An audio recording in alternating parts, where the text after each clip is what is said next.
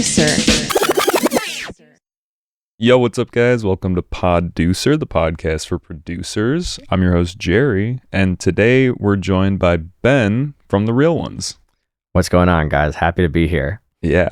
Guys and gals and everyone in between, you know. All y'all. Mm-hmm. Yeah, dude, thanks for coming through. Of course. I really appreciate it. This is a nice little, you wouldn't think we were on the third floor of like a Chicago apartment. It's like, got that wood paneling. It's like we could be in someone's cabin or, guest house. That's like how on I the feel. lake, And when I was like seeing these backgrounds, I was trying to picture like where that would be. You're like, where am I when you going? said the apartment? Yeah. But it's this is a cool setup, man. A very general question I ask everyone is, what do you do? So most of the people who know me and might be watching this, are familiar with my work with Real Ones. So this is a Chicago music discovery platform. We also have done a lot of live event production where we're booking talent, booking concerts mainly, but some panels as well. So that's why we make it the big tent of events. That's been going on since 2020. I started it during the pandemic with my pal Brandon at the time, and we've grown things out pretty nicely. I also recently finished up a stint at Network Music where I was on the PR team. So I was there for about 3.5 years, like right after I graduated, and now I'm in between stuff. So there was definitely a little more time has opened up, but ultimately, I hope to start focusing on the bigger picture and like where we're gonna go next, rather than like thinking so much about the day to day and all of the interviews and content and stuff. But I still love that. I held on to that for a while, but yeah, it's if there are people that are willing to help us shoulder the load there, like I'm very glad to hand things off now. This is a call to action. Well, I know you guys are already looking for stuff or have found some people, but yeah. Well, there's lots of ways to contribute. We're thinking street about team. Or so, that's real for like, because we've always thought about doing like taking a real big swing and doing like real large events. Like, and we've put up posters as our like the core team has gone and done that, and sometimes we've gotten some volunteers, but I love the in-person stuff, getting posters in front of people's faces and like finding the right street corners, trying to find a space on the pole in that Wicker Park intersection right next to Subterranean. That's a big one. That's prime real estate. Lots of finding those corners. That's like that. a legendary pole, honestly. There, yeah, it's a few of them around there that are high traffic. Always something going on. And there's like that little brick area right next to it's Van Leeuwen ice cream now, but I've so often seen somebody with like a giant speaker that they're just rolling and they have a microphone and they're like spreading the gospel or just like talking about some shit. Like it's usually Jesus related in my experience. Yeah, that's what I've seen. For sure. I don't know why, but hey. But yeah, Ben, it's really cool to have you because I've seen your guys' journey just watching over social media, and you guys have really grown a lot. Definitely like something that inspires me as someone who has like a platform that isn't like, it's different when you're an artist and you're trying to put your artistry out there, but building a community is a different thing, and to see kind of like you guys do that is really cool. And even just to have like the few conversations that I've had with you, it's just like it's few and far between. Thank you, I think that this is just a fun one. I appreciate that. But I also wanted to get to the origin stories of The Real Ones. I remember talking to you and you told me that it was a podcast first. Mm-hmm. So let's get to the real start. Like, when did you start thinking about doing this, and how did it, play out? If we're really gonna, for this longer format, if we're really gonna take it back, it started in 2019. A college friend of mine, Lauren Washington, and I, we were both on the media team for the student radio station. So we would go and cover concerts. And we had to put our name down, and you'd like fill out this little form, and then they'd send a pitch email to whoever the contact was. This is like how I really started going to concerts in the city to begin with, and even like interviewing artists for the first times. Lauren, like, that was like the first show that we had covered together. We had like, we had known each other before then, but yeah, it was a Steve Lacy show at House of Blues. Moonchild was the opener. That was a really amazing show. That was, before Bad Habit. That was his Apollo 21 album. I'm pretty sure he brought out Raven Lenae too, which is really crazy. Like before both of them, went super mega viral. And Lauren was like really into my writing and writing style, and she was building this thing with her brother Brandon called Project Philo, and that was this really a hub for like a bunch of different creatives. There were some musical artists releasing stuff on there. There were some journalists. There were some designers. Like, it was really some DJs. Like, it was really just it was meant to be like a an all-encompassing platform for people to kind of just share their art and stuff. Eventually, it like started to at the radio station, right? It was getting difficult to like get stuff published. They had a lot of stuff that was going on. Philo had like fewer writers. It was easier to publish on there, so, and then we hit COVID. I am like, oh God, like there's no more concerts. There's no more live music. Like, what am I? This was like almost all of what I was doing. And the other part of what I was doing was I was doing sports broadcasting at the time. Oh. Sports were not on the table anymore. Damn, both markets had just totally flattened. Yeah, I was in a panic for sure. I went back home to because we had to evacuate campus. I was at Northwestern. I went back home to New York, to the suburbs of New York. Spent a few months there. I was writing at home. I was very antsy. And I was doing like some reviews. I was thinking about who would be like cool to interview at the time. And when I got back to Evanston, I was eventually just like, I was bored one night. I was with like a couple of the friends of mine that were in our like pod, there were very few people that were like around the campus at that time. We were hanging out. I got drunk, and like, I just said something along the lines of, oh, everybody's asking me like, Ben, where's the podcast? Drop the podcast. I was like on Twitter, and I just thought it was funny, right? Because Northwestern Twitter was a big thing at that time. It was like, oh, people are just so bored that they were coming up with like just banger tweets, But people like kind of knew that you were in media and were like, where's the podcasts are hot. You're gonna do one. I think that when that was tweeted, I was like, oh, this is a joke. I didn't think much of it. And Brandon from the Project Philo account, he quote tweeted it, and he said, should Ben drop the podcast? And then there were like a bunch of yeses. So I started like recording the first few episodes. The show started out, it was I'd pick 5 songs I was listening to, because at that time I was also just discovering a ton of music, a lot of which was from Chicago artists. I was highlighting 2 organizations that were usually doing community work. Honestly, the first episode came out about 1 or 2 months after the George Floyd riots, and just a huge reckoning with killer cops, and I was very active in like actions and protests over the summer, and I was just trying to uplift those organizations with like the platform that I had at the time, just doing what I could. So I like spoke about them a little bit. And then the final part would be an interview with an artist or creative. And, for the first few people that agreed to partake, like they were in a lot of parts due to Lauren and Brandon. They had some relationships with some artists, and they were able to like get me some pretty cool guests like early on, like AK from the Underachievers. Cool. We had him as like the 11th or 12th guest, and we had only been publishing for like a few months.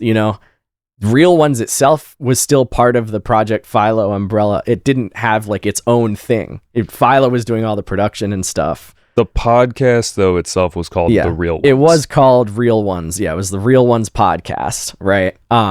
Idea being like I just want to talk to real ass people. It was that simple, you know. Yeah. People that were going to, and also kind of playing with the idea of a lot of what we see from the music business. A lot of what's put out, especially at a higher level, is so orchestrated and so, you know, polished and produced, and like people are worried about what they can and can't say. And look, not in the sense of like cancel culture, just like, is this under NDA? Yeah. Like people are worried to like reveal info on their rollouts and stuff, or even like say too much, because, you know, at a larger level, it's like that can get picked up, that can get twisted around, you know, like there are all these publicists involved, you know, and it's ironic I later became one. But yeah, I was like, I wanted to get people like giving me like the real down to earth stuff, and that was kind of like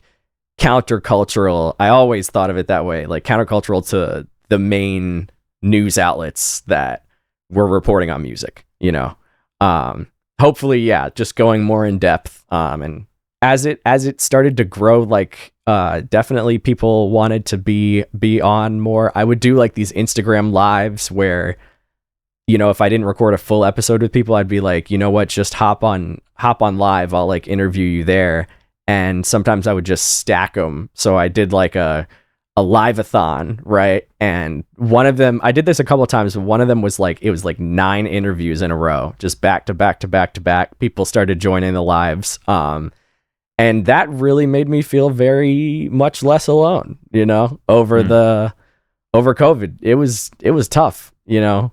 I hadn't lived in the Chicago area, you know, by myself. A lot of my friends like were still, you know, from New York, and I things were just, you know, changing. So, but through that, like, I was consistently kind of just showing up and doing interviews with various people. And once venues started to open back up, I was showing up to tons of shows, you know, and always trying to like record video and post it and all of that. And so people kind of got a little bit of a sense for who I was, and then truly, like, as like it became a self-fulfilling thing where it was like consistency bred more people wanted to get involved. Once people wanted to get involved, you know, we had the capacity to do more stuff. I was mentioning the video. Once we pivoted to video, that started to look a little bit more official. Once that started to look more official, higher level artists started to, you know, kind of catch on and want to be part of it. And once the higher level artists wanted to be part of it, then we started to actually like start to gain some like legit traction. And then it fueled a cycle. And that's like really what I can attribute most of the growth to, is the snowball. That exact. Yeah. So it started with showing up consistently and not being afraid to like, I don't really look like a lot of the people that go to the hip hop and the R&B shows around here. That's like primarily what I'm focused on covering. But eventually people were like, oh yeah, that redhead, right? Like he's around, you know. They might not know who I was, and they might not even know what Real Ones was, but they were like, they started to become familiar. Like, and then you know, as things progressed, it's like, well, I wanted to be the face of it a little less. So we had like a lot of other people come in and do interviews, and that's been fantastic, you know. I never wanted to just all be about me. Like I'm very grateful to kind of like take a more behind the scenes role, and I became really good at the email stuff and coordinating, setting things up, sending pitches, you know, to teams. Oh yeah. And that's huge, because you got to know what to say, you know. Oh yeah. And you got to know how to word it. Like I literally responded to an email today that just said, stop using ChatGPT. That's what I told them, because it was, I mean, it could have been just spam. I didn't even have to respond, but it's like, dog, talk to me like a human. If that's gonna, if that cuts through and reaches that person, you know, maybe they will stop. But yeah, it's not like your last podcast with X artist and then just like summary of the podcast from like ChatGPT. I'm like, yo, fuck off. Like, give me something real. Like, just as like an aside to give advice to people. Like, absolutely, you cannot just be sending template ChatGPT. We're at a point where people are savvy that they are going to be like, dog, come on. Unless you're already like the only people that really can get away with that are the people that wouldn't need to even pitch, the people that would have been reached out to already. Like you gotta fine tune that pitch, Yeah, and use it. And it's also it's so many, there's so many times where it might not be the right time, and then it is, so you got to be ready for it.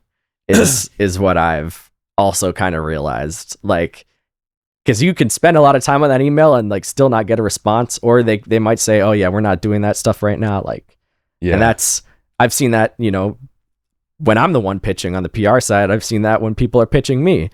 Even but it doesn't, a no now is not a no forever in this context, I couldn't agree more. And I'm also just like posting on social media when you send the email is also important. Absolutely. Like when you're sending Friday night 8 p.m., it's like, I mean, don't expect someone to get back to you depending on the you're still, it's the music industry, but you're still dealing with somebody that's clocking in at regular hours. Like, really, I would say avoid Fridays entirely. If you're gonna send an email to an artist team, like, keep it within work hours. And like, honestly, try to mention something kind of relevant. And if you have any type of connection that is comfortable with you using their name, like, use it. Like, people are nobody's immune to a name drop. You can also mention a name drop in a way that is very casual and like not gloating. You don't have to say, oh, that's my best friend, but you can be like,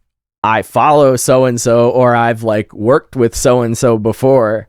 And, unless that person hates you, and like is like if there's, if there's a cross reference and they go back and they're like, oh, actually, well, this person said they don't fuck with you. Don't get caught in don't do that shit. That will definitely be bad. But you don't have to always say like, oh yeah, that's my best friend. Like, that's not necessary to create the familiarity all the time, if you got a mutual with somebody you're trying to connect with, basically.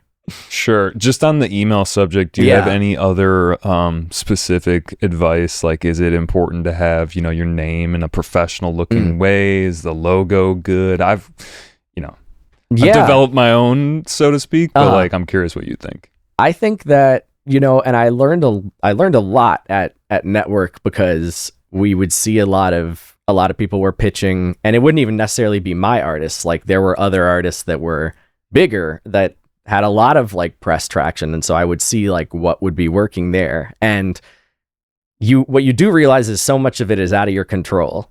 Like, there just might not be time in the schedule. You might not have reached out on time.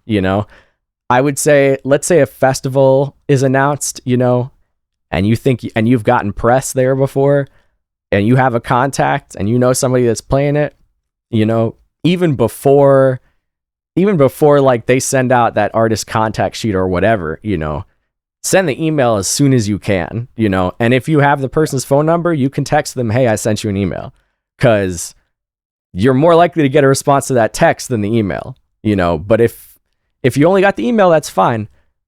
Follow up after a few days. I personally think the follow-up the day after is way excessive. Just too soon? Yes. And sometimes it depends on what you're doing, but if you want to do an interview with an artist and they're coming to town in a month, you can't send the email a month out and then like follow up every day. That's too much. I've kept it to like maybe 3 or 4, and some people disagree with me on the PR side. Some people will go more than that. I think that you also have to be aware of the energy that you're putting toward things, and sometimes it just might not be happening at that moment. And maybe you'll be ready for that in a couple of years, that's a hard thing to swallow, but like, oh yeah, I got an email like that was just like, hey, it doesn't have enough reach. Yeah. Sorry. I'm like, but also I was like, thank you. I'd rather hear that than just like, if that's the reason people don't want to participate, like, I'm happy to hear that. There are some artists, we've reached out to a few times, and it's like, and they're just like, oh yeah, he's not doing anything, or she's not doing anything, or whatever. And maybe what they mean to say is, oh, they're only doing stuff with outlets this big, Right. But when that's not said, because I get it. People like, I know I wouldn't take that a type of way, but I know there are definitely other people that might be like, excuse me, and like post about that shit, try to like, my God, but make it a whole thing. But that would be I wouldn't recommend doing that. Yeah, no, absolutely not. Like, it can never be a personal thing. Like, you gotta be aware of, like, unless your product is like your show or whatever it might be, like, is like really fast rising and people can like really see the growth and see the vision, which is rare, with an artist that's like bigger than the platform you're going to be putting them on. Like,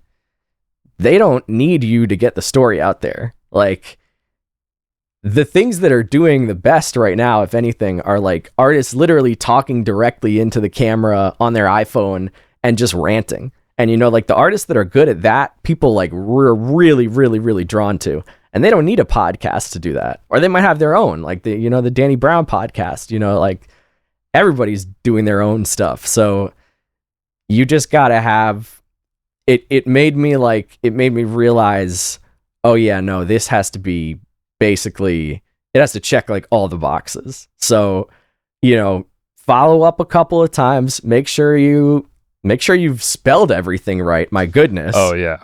I've definitely sent emails to the wrong people and just been like, yeah. I wish I could unsend that. Wow. Bummer. Yeah, right. And maybe you even, if you do that, just fucking start a new thread. Like, yeah. Sometimes they might not even see it, No, I've seen people just glaze past it, didn't even care. Of course. Because if they still want to do it, then they'll be like, whatever. I had a writer call me Brian once. I was like, well, you're still going to write the article though about this client, so I don't care. Yeah, give people's names right too. Type whatever you want, but that's not a best practice, Best practice, get the names right, know who you're talking to, and know the person's role that you're reaching out to. Because it might be somebody on their team.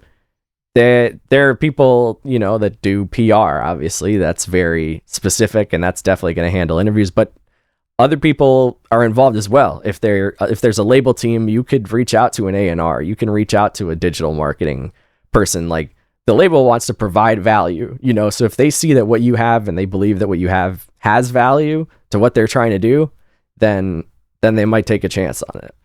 And you can always be like, hey, I don't know if this was the right channel, yeah, like if there's someone else. Yeah. You can, what I've said is, like, I take this word for word. If this isn't the best person, if you're not the best person to talk to about this, I would appreciate if you direct me to the proper contact. Yeah. Simple, clean, concise. Yeah. I learned that one from student radio. That was like word for word, the template. I kept that pitch for a while. Like, that was one of the most helpful things when actually, going out there and trying to like go and get guests was, yeah. Shout out to the people that came before me. It's like really cool that at WNUR, I was at the Northwestern student radio station, right? And this media team, they the people that were running it, like my sophomore or junior year, Elise Schaefer and Ethan Schanfeld, and Elise writes for Variety in London, and Ethan also writes for Variety in New York. And he's a TV reporter. She's reporting on other entertainment shit. But I was like, they really hit big. Like, they were such amazing people to be like running that specific outlet and like really ignited a passion in music. And like, I was just really like, man, I want to focus on figure out how to get to where they are. And when I realized, I might not want to be a writer or a journalist right now, like, in this climate, then things changed. But they've always been like big motivational, examples of like, yeah, here's where you could go with it, Yeah, no, that's awesome to like be working with people that are professional. Yeah. I wanted to get back to something you said, because like you became the face, so to speak. And I feel like that comes with the territory of, video content. Yeah. Like, even myself, it's like, oh yeah, dude, I know, I've seen the podcast. I'm like, sick, very flattered. But also it's just weird because I don't love being that at the same. I think I've grown into it. But yeah, I am something you said about how like now you can do some of the other stuff that is very important, and I feel like, so I didn't ask you this either, like do you have a title, like are you the CEO, the creator, the I really founder? I really stick with co-founder. Brandon and I are the co-founders, but I do tell people generally like I run the day-to-day right now. And Brandon, he's New York based right now, so he's not on the ground with us in Chicago, but he'll visit from time to time. And then he is always like kind of, he has more of like a business mind than I do, so he's really thinking about, he's like more forward thinking, looking for funding sources, for partnerships, you know, that could align with what we're doing. That's been his like main focus. And that's, you know, it's a pretty solid distribution, because like those are conversations, you know, when I started this whole thing, I was never thinking about, oh, like maybe I was thinking, oh, this could be what I do for a living, but never how I would get there, you know. Opportunities have come up for like, you know, little bags here and there, right? And that's really nice, like that people feel that we can offer something, you know, worthy of that, right? Because we have like ultimately a bunch of photographers and videographers, you know, hosts, people that can come through to your events, you know, and interview the people in the crowd, get some footage, and make that shit look like an amazing time, you know. And then you can use that to promote like your next show, you know. If it's a similar vibe, we've done that with like a couple of events at the California Clipper, right? And they were really great to work with. But that was just like, you know, things that have popped up that's like, okay, maybe this is part of the business model, you know, maybe we try to scale this, maybe we're doing, you know, we become like the local recap people in some way. Like I envision like, you know, different divisions, but it's also been about like, since I knew like if there was no money coming in, like for the rest of the team and myself, you know, at whatever point, I always knew I wanted to like try to throw lobs to other people when people will ask like, oh, do you know of any good photographers in the area, any good video people, any good directors, production assistants, who would be a really great content creator, on camera host? Like I try to, and that's like the label was helpful for that too, because like people would ask me that type of thing and I could answer, and I could just be like, yeah, here are my extremely talented friends. Like, yeah, I'm biased, but they do good work and they're going to get the job done. They've done the job for me multiple times and for us, you know. So trying to spread those resources is key. For sure, like making that connection for someone else, especially if you can't do it. It's like, well, let me give you one of my guys that I trust. Yeah. Right. I was saying about the video stuff earlier. Like, I don't know what I'm doing behind a camera, and that's okay, because I don't have to be that person. Like, yeah, I know who can be. You know, you can let people, you know, be in their strong suits. Yeah. The face of it thing though that you were alluding to earlier is, I think. Like, luckily I don't think I'm the only face by any means. I think there are a lot of faces, and I think people are aware of that. Like Tyrell is definitely a face, especially after the shit he did with Zach Fox. That really, like, people, that's our most watched interview from like 2023. It was a while back, but that, like, a lot of people have seen that and have seen him. A lot of people have seen Sydney. She's interviewed like a bunch of different rappers, you know, Kevin Gates, JPEG Mafia are some of the bigger ones. But yeah, like ultimately I want everybody to like have that moment. Everybody should feel like they are a face of the brand if they want to be, you know. And whether that's on camera work or behind the scenes work, it's just like as many people that are showing up and, you know, repping real ones, talking about it in new spaces. Like, it's cool that we have like some crew in New York now who are like, you know, starting those convos over there. Yeah. Like, so it's a whole other extension of it. But in terms of like people have recognized me when I'm out, and sometimes that's like a little silly. Yeah, you're like, dude, I'm just kind of like, yeah, dude, I'm a guy. Yeah. I mean, like, it's it's definitely, I don't hate it, Yeah, it's a fun. cool little, it's flattering. It is. And it's like, feels like the work is like, people are actually seeing what you're doing, in a way that like, you can't really tell from a screen, who's like actually seeing your stuff. We have a good amount of followers. It doesn't mean they're all seeing everything. They're probably seeing very little of what we're actually posting because of algorithms, but yeah, that's like one time I was like walking with my dad and grandfather, like that's a big one, actually. Yeah, and someone recognized me, and I was like, oh, actually, I was pretty happy about that at that time, because it can be a little tough to explain for sure. My mom talked to her all the time. She's like, but is there money to be made? And I'm like, we're getting there. They're like, are you still doing that full time? I'm like, oh man, that's just like, they might say that, and I'm just like, okay, I need to call more. It's the parental. It can be the parental guilt thing. Oh yeah, no, it's probably necessary to an extent. There's a lot of avenues we could go here. Something that I'm picking up and something I've always seen on your channel is that you guys are not really like afraid to take a political stand. And that sounds like that was something that was there from the get-go. Yeah. Especially like, when you're at college, I feel like a lot of people are a little bit more tuned into that. Once you get out of it, it's kind of like you got to decide how much you want to tune into it. Unless you just listen to the news, then you're, in it. But like, I guess the question is just, how do you navigate that? How do you decide what things that you want to speak out about? I think it's a question for me, because like I kind of toil with what I want to get involved with. Yeah. I do really care. But sometimes I feel like the internet is just this like funhouse mirror, and like when you feed into it, things get warped, and you're like, that's not what I was saying, and you're just like, oh man, I shouldn't have said anything. You know?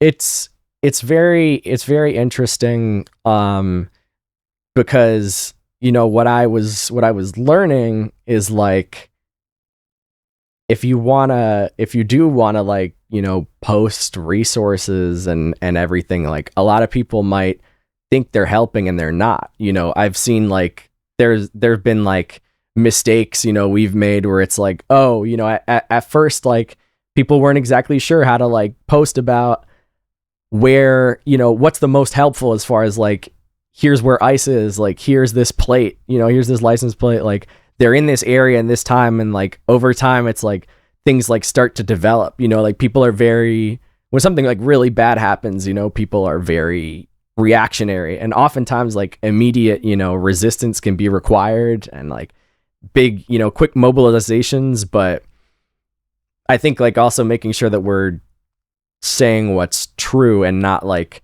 bordering the line of fear mongering, because I mean that like we were kind of learning, it's like, oh no, this is really impacting people's lives. They might see something that we post, and I don't consider us like a big of a news organization most of the time. I think we toe the line. I think like if people aren't going to get news about the state of the world from following our platform, they're going to get news about the Chicago music scene most likely, and maybe artists coming through here. But when we do dip into that territory, it's important that where we like recognize that words mean something, and like when you put something out there, you really, you got to get it right, because you could be doing more harm than good if you aren't. Or like the timing, that just made me think about like the timing of like, hey, like this is what's happening, especially if it's super time sensitive. Like, hey, here's this thing happening on this block. And then that's on your story for like 24 hours, and maybe it changed. Exactly. Right. Because it's like, you might, because they might, ICE is swapping out plates every day. Like information becomes, inaccurate like pretty quickly. So that's a really good point. It's something we've definitely thought a lot about. So, I mean that, especially with kind of, not to like date this or anything, but what's happened recently, obviously like, I don't think anyone thinks that was like justifiable. There's certain things that feel more like everyone's on the same page with, for the most part. I say everyone.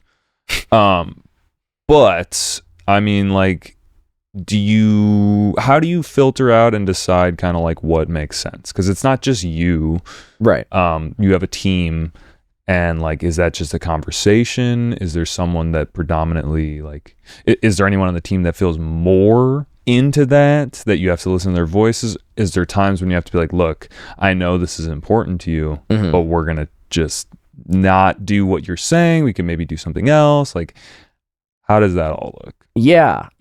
You know, it's an interesting time, you know, for building an audience on one of these big tech platforms, you know, one of these big social media platforms, because people are expecting, you know, if they click follow because they saw a certain reel, they're following you probably for similar stuff to whatever that was. And I've never wanted real ones to be one thing, one dimensional, because there are so many different voices contributing, and not to mention in different ways.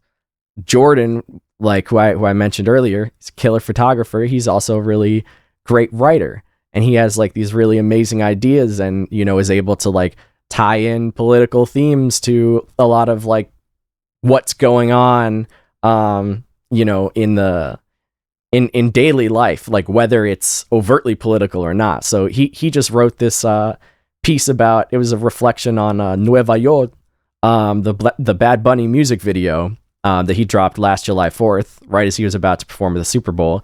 And I don't think there's anything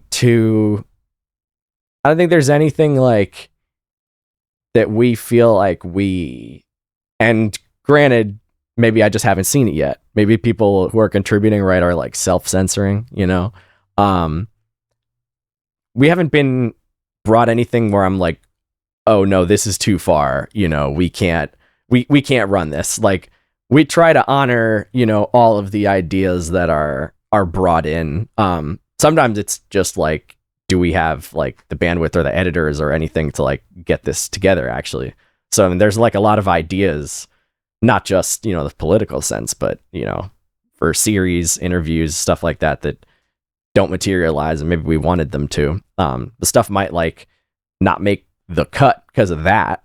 But yeah, we've never, I think like largely people on the team are on the same page, and also it kind of just attracts, like, once you get a sense for what we're posting and what we're about, and what events we're sharing in our event roundup, you know, every week, it's like, I think it's very much self-selected, you know, where I don't think people who are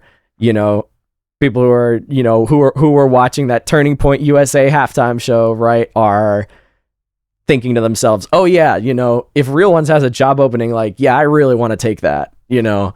I don't care if we piss Republicans off. There's a lot of stuff out there on social media. If anything, the echo chambers are so echoey that it's like, it's crazy when that even like reaches, you know, when stuff even reaches like different audiences, you know. Something that I was, one of the takes, you know, that we just put out, our contributor, one of our interviewers, Dro, he asked a guest, like, what are your thoughts on Karl Marx, right? And the guest, you know, gave a little bit of background on like, oh, he gets like all of the credit, and like, but there were people of color that were thinking about those ideas earlier, right? And people really like got into the weeds with it in the comments there. Where I was like, whoa, you know. But we're not necessarily making stuff that is baity. It might be by accident. There's difference between hooky and baity, I think. Hooky just makes people want to keep watching. You give a good hook. Baity is like, oh, you're purposely dangling a controversy in front of my face, you know, to get a reaction, or just saying something provocative, you know, for the sake of it. And I think like, if we're going to share an opinion that we don't think everyone is necessarily going to agree with, like, it's going to be backed up, you know, like, the same way, you know, you have your Subway takes, right? It's like everyone on there, you know, they're heard out, you know, not that they're saying too much crazy shit. Mostly fun. Yeah, it's mostly fun, but it's like, you know, if you feel a type of way about something, like,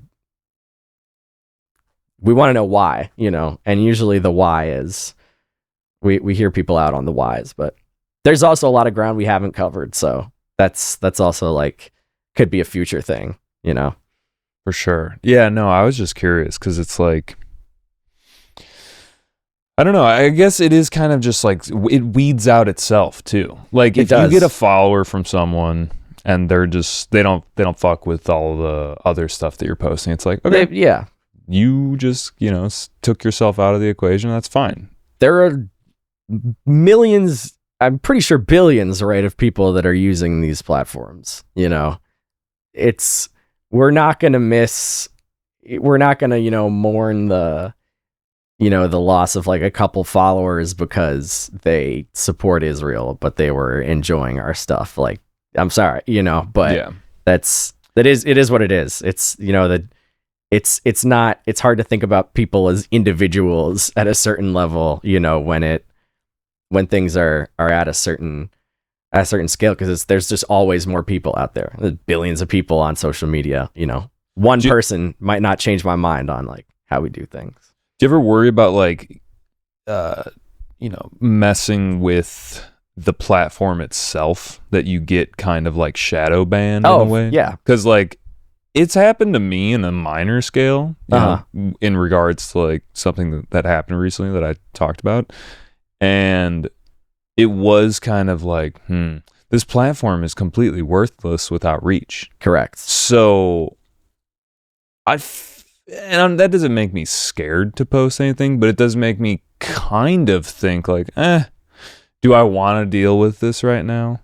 You know, just a little like, maybe I'll think about it again. Yeah. It was kind of like a punishment. I was like, and it made me be like, yo, fuck this platform. I don't like it anymore. But I mean, you know, when you build up on one, you know, and it's hard to get people to other platforms. I don't know. You think about that too in this regard? A ton. Yeah. I mean, I've thought especially just about how it's not even like that political content is like killing reach, but I mean, there's like plenty of evidence that has like, that there are certain things that Meta is trying to suppress and all of that. And you can say TikTok the same way now. I felt that personally. Yeah. Right. But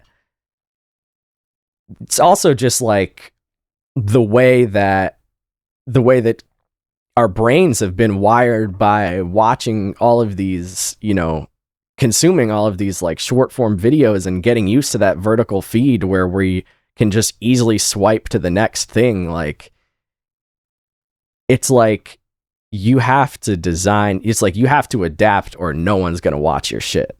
Like, I was just telling someone about this, that like if you like becoming a savvy content creator is kind of like, I don't know if you played World of Warcraft. It's kind of like hitting level 60. WoW. That's when the game starts. And I didn't play World of Warcraft that much, but that was just the first reference. But it's kind of one of those like prerequisites to playing, because if you have no idea how to get people in the door, that's just never going to happen. People lag behind like quite a bit, but like I think that, and I've noticed that, you know, be like a lot of the legacy media brands, and this is part of what I think helped Real Ones grow, is that we were on that vertical clip format and we were, you know, pulling stuff for socials in that way earlier than like some of the legacy stuff, some of the legacy brands. And it's just more difficult to pivot that when you have a staff of paid contributors.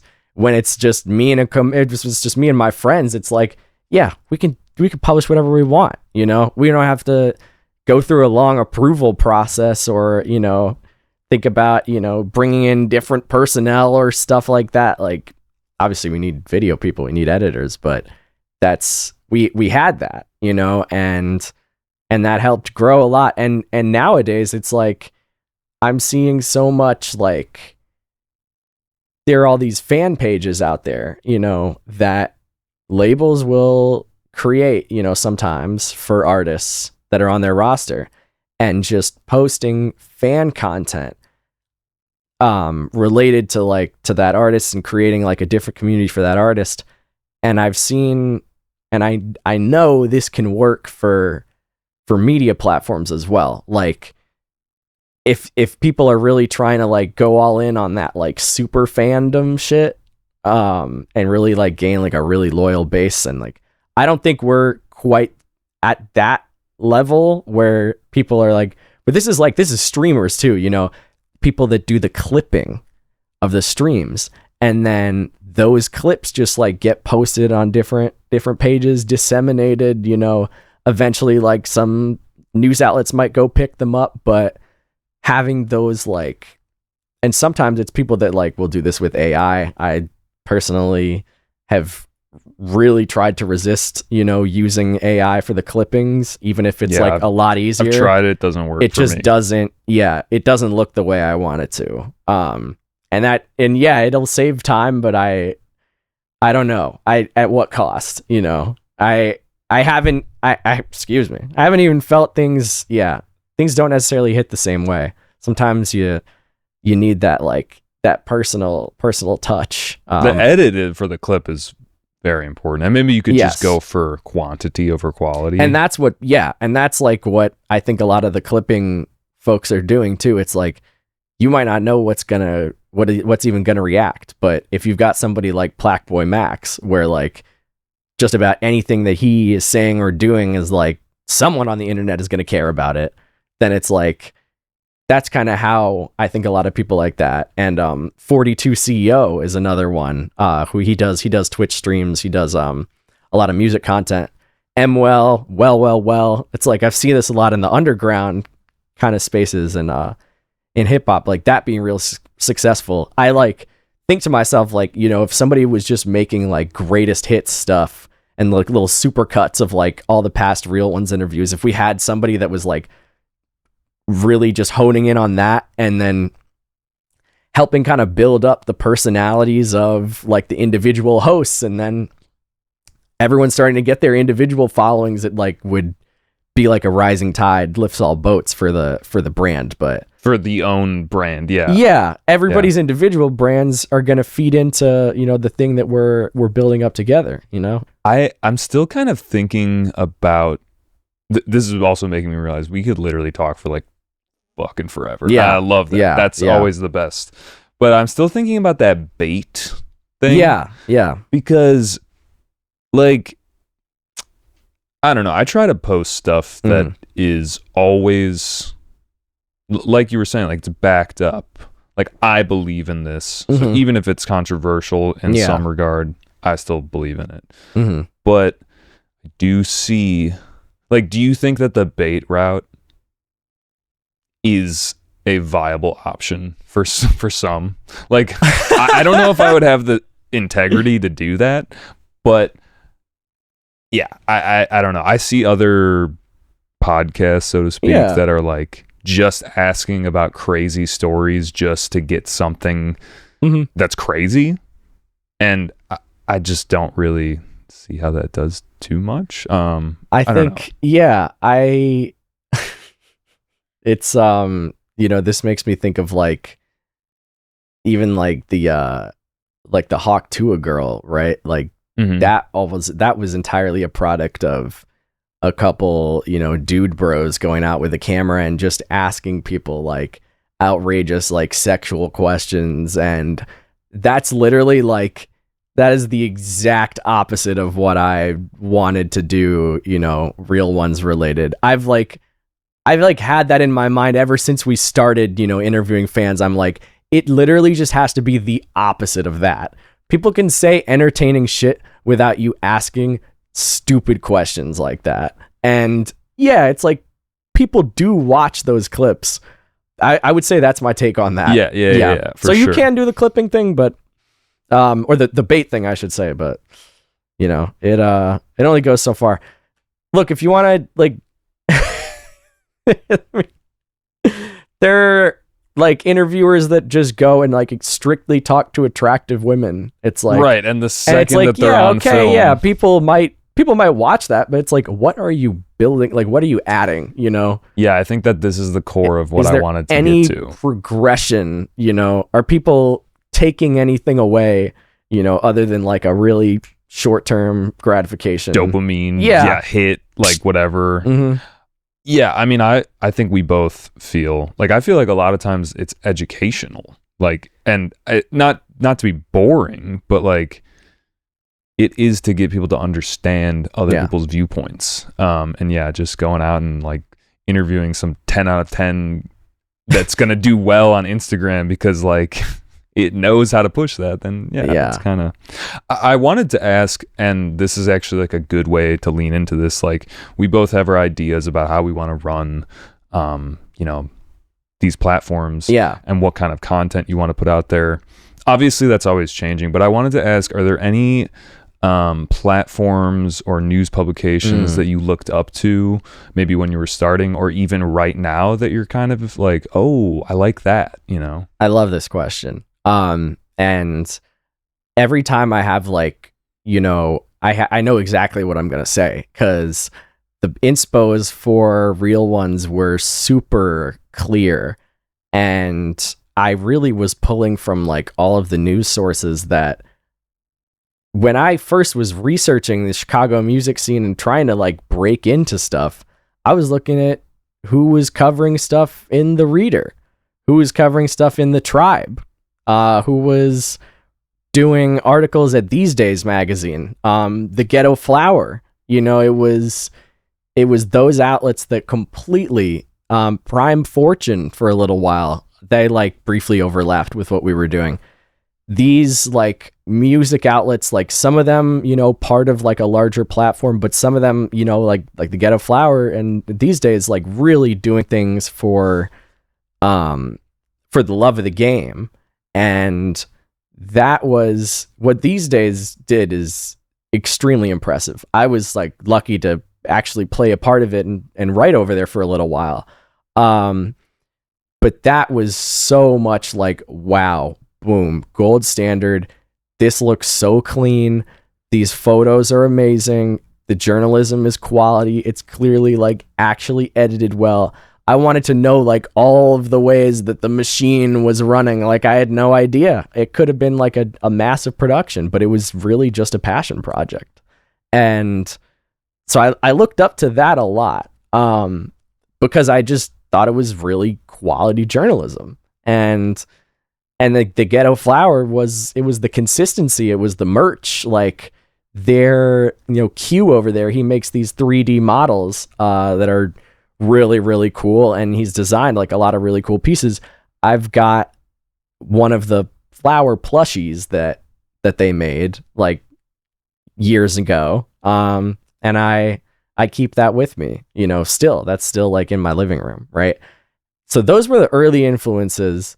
And then nowadays, I really love one I want to shout out right now that's like really on the ground doing shit. And this isn't even like, you know, based on following or anything like that. And the first ones weren't either. But Inside the Chicagoan is going really crazy right now. Honestly, they're the videos that I'm seeing the most, as far as like they're pulling up to an event, they're interviewing who's at the event, they're doing like that little exchange, and they're like bringing you into a place.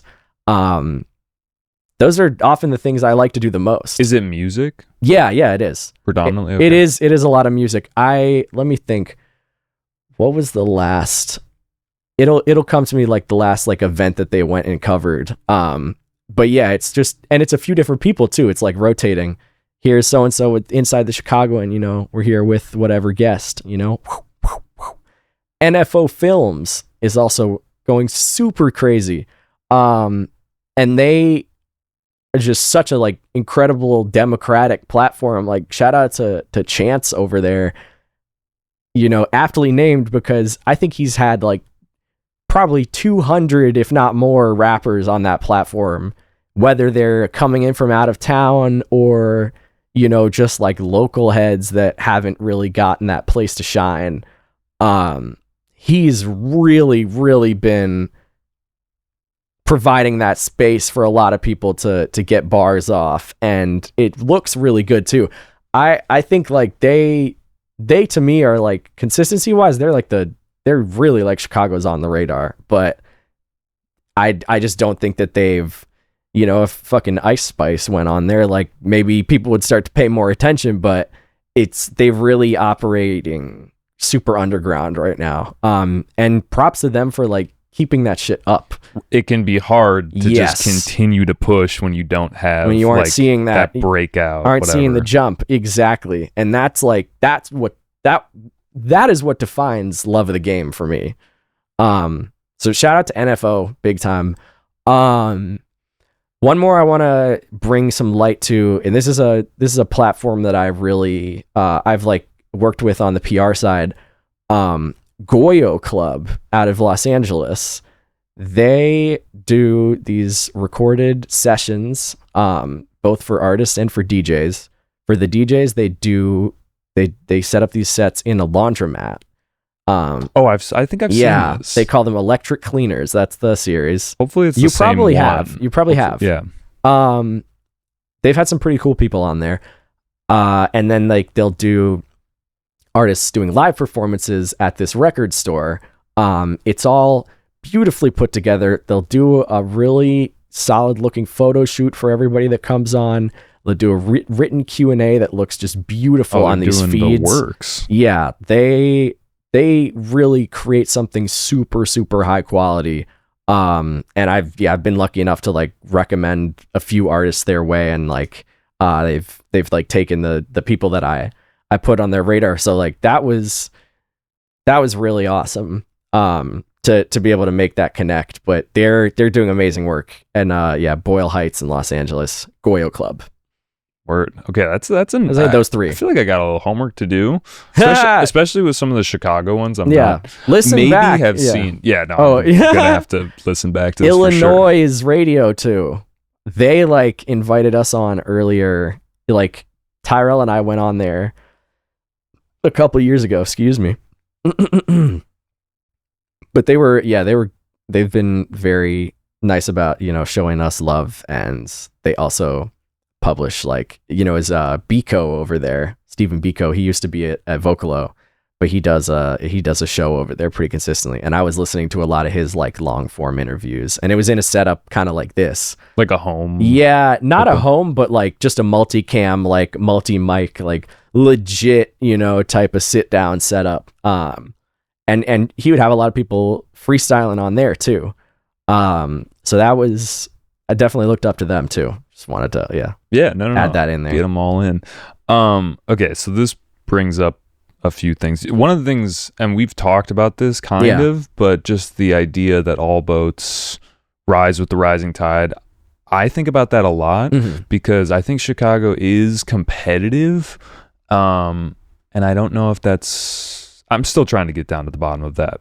But I guess this just opens up the conversation to like, how does that work in terms of like how you kind of spread out and like who you connect with? And also another overarching question I was thinking about is, would you ever like sell or join forces with another maybe bigger company? Like let's say like a Brownies and Lemonade wanted to like pick up the Real Ones, and then maybe there's some stipulations, or I'm just kind of curious, like as Real Ones being like this node, this vehicle that you're moving around with, how does that interact with other media companies? Yeah.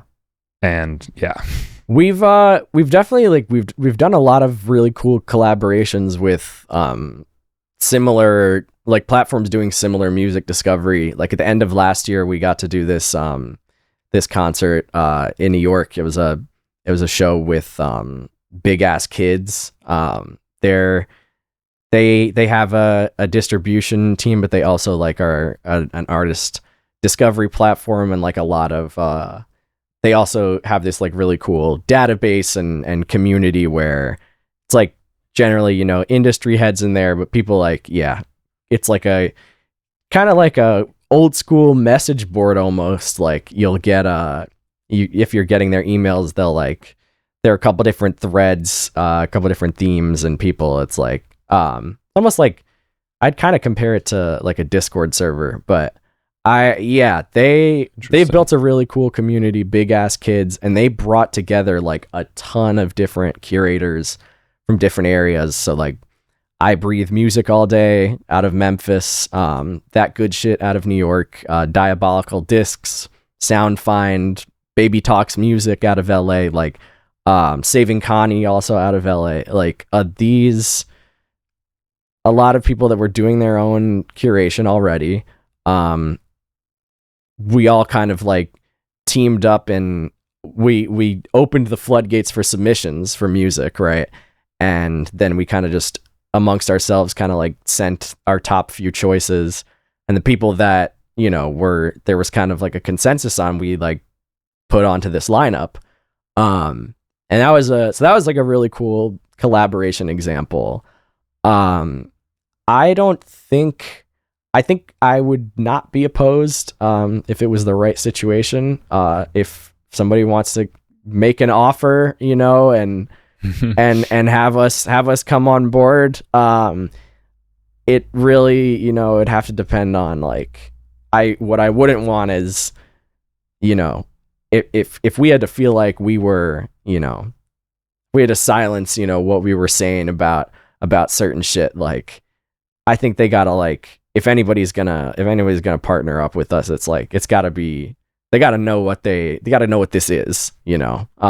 And so, I mean, does that kind of limit the scope a little bit? Maybe, but it's something I'm like comfortable with waiting and figuring it out. Like, you know, like I've said, Brandon is thinking about, you know, trying to work out some of those relationships, but yeah, it's right now I think we're, you know, I'm very content to be like, okay, I'm liking that we can publish what we want when we want.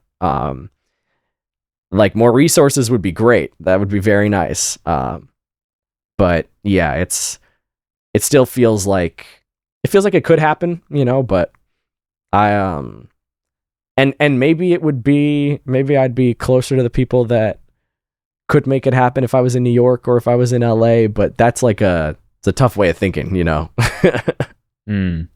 It's not necessarily the goal. No. Yeah. I think that's the better way. 'Cause I'm okay if, you know, if we put a stop to this, you know, at some point in time, like even if it's soon, and I'm not saying that will happen, but I'm so like still like beyond stoked at what we've accomplished, what we've achieved. Like things have already exceeded my wildest expectations on where things could go. And that just makes me very, it takes a little bit of pressure off, I guess. You know, we're trying to do cool shit at this point and make stuff happen, and also just bring resources into the city as well. Like, we've teamed up with a few of those same curators I named before, did a little open aux situation. Like, we want another like big core part of our mission is, you know, people say there aren't, you know, enough resources around here for artists to like build careers, and I think like there's a lot of layers behind that statement, you know. Yeah, but yeah, there are still like resources in front of people. I just don't like if you're like actively on social media complaining about this type of thing, and you haven't sent us a link to your music. It's like, you gotta look a little bit, you know. You gotta find where the platforms are at, you know. And I mean, we're doing this thing on the 21st with Classic Studios, right? Slide to the Stew. We're giving in-person feedback on people's music in like a one-on-one setting. We've never done that before, but we just like wanted to just try to make ourselves more accessible in that way, because it's a lot of emails, we can't answer them all. And people send us a lot of stuff.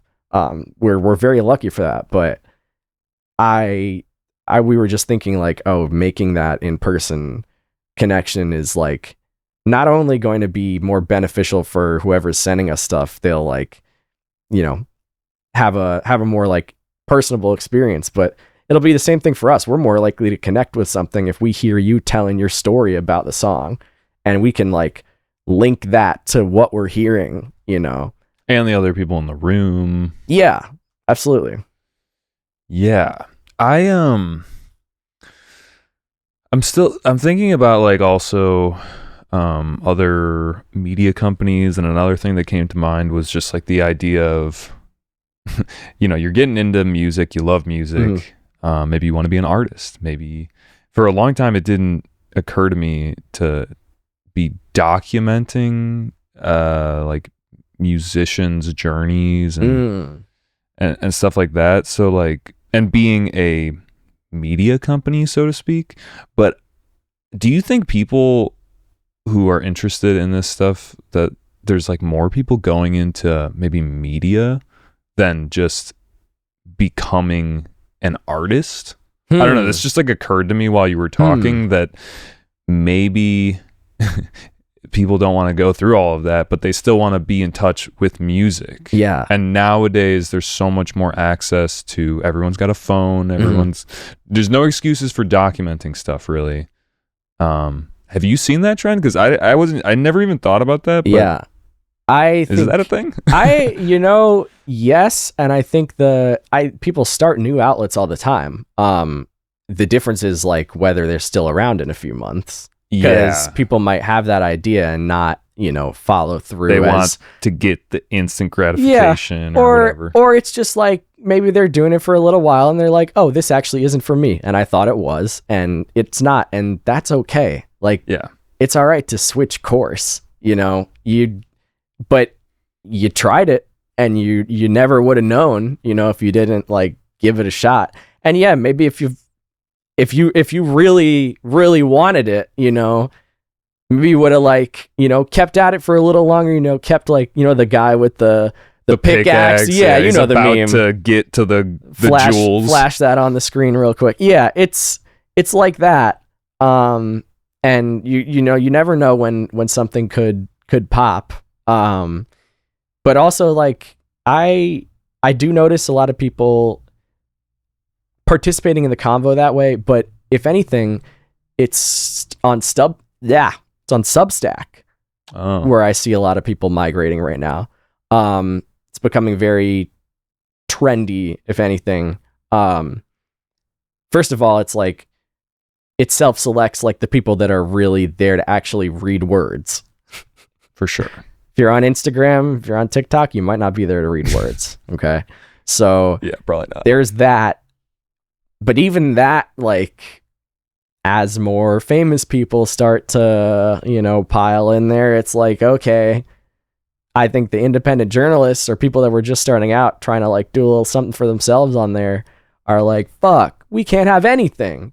Because podcasting, it's the same thing as podcasts. Podcasting used to be your average, your everyman, you know, the average person, you know, at a microphone, and they could, and the only like thing they'd need to know is like they just would want to have expertise on the subject, and that'd be a good enough reason to listen to a podcast. Yeah, I think that's still the case, but there's harder. So much more competition when every NBA player and every athlete, like, you know, runs to the podcast booth, you know, the second they retire. Yeah. So I mean, that dude. Other artists too, you know, like, yeah, of course. It's also interesting. I was listening, and someone was talking about how, like, you know, Amy Poehler, or the Grammys. Was it the Grammys or was it something in Hollywood basically was saying like, here's like the podcast awards. It might have been the Golden Globes. It was the Golden Globes, yeah. And none of the all of the podcasts were basically just like celebrities who had started podcasts, and it's so much easier to be like, hey, I'm Amy Poehler. That being said, I think she does have like a good podcast, whatever. But like, it's so much easier to be in that place and then just be like, I'm starting a podcast, and it's like, influx of people, just so many people. And that's like, you're at if you're trying to build an audience from scratch, you're at a big disadvantage when, not only are there people, not only are those the kinds of shows that are getting those nominations, but that's literally just like, I think people's capacity for the podcast that they listen to, they might not have space for you in that rotation anymore, because now Amy has a podcast. Now, name, well, a lot of people celebrity, insert celebrity name. I can name more, I promise. So you think Substack, that's happening to Substack right now? I think, yes. I think that's, people are starting to see that more on Substack. I do maybe see like, more people still wanting to migrate over there. I don't think the bubble is like completely burst, but because like the algorithms on Instagram and TikTok and Meta are just so cooked. Like you can post to your 30,000 followers and get like 10 likes, and you're like, what the fuck? And you might have even thought going in like, oh yeah, no, I think this is gonna reach people or whatever it might be. But yeah, I think like people are really looking for somewhere that they can, at the end of the day, people are looking for somewhere where they can share their ideas and people will see them. So newsletters is another thing. I was going to say email. Yeah, the email. But even email has like email's super spam. Saturated. Yeah, it's got, if you're not doing it correctly, you're going to spam. You don't know if you don't know if your newsletter is reaching people's like legit inboxes. And that's also like, it's tough there too, because like, every brand needs your email for every single thing, and you might want to get that one-time 10% discount, but but then 10 it's like burner emails. Yeah, now all of a sudden, and that's a good strat too. That's a good tip. Burner email for the brands and the package orders and shit. Like that's smart. That's good game right there. but yeah, there's a lot of competition. Everything is really oversaturated. For sure, yeah.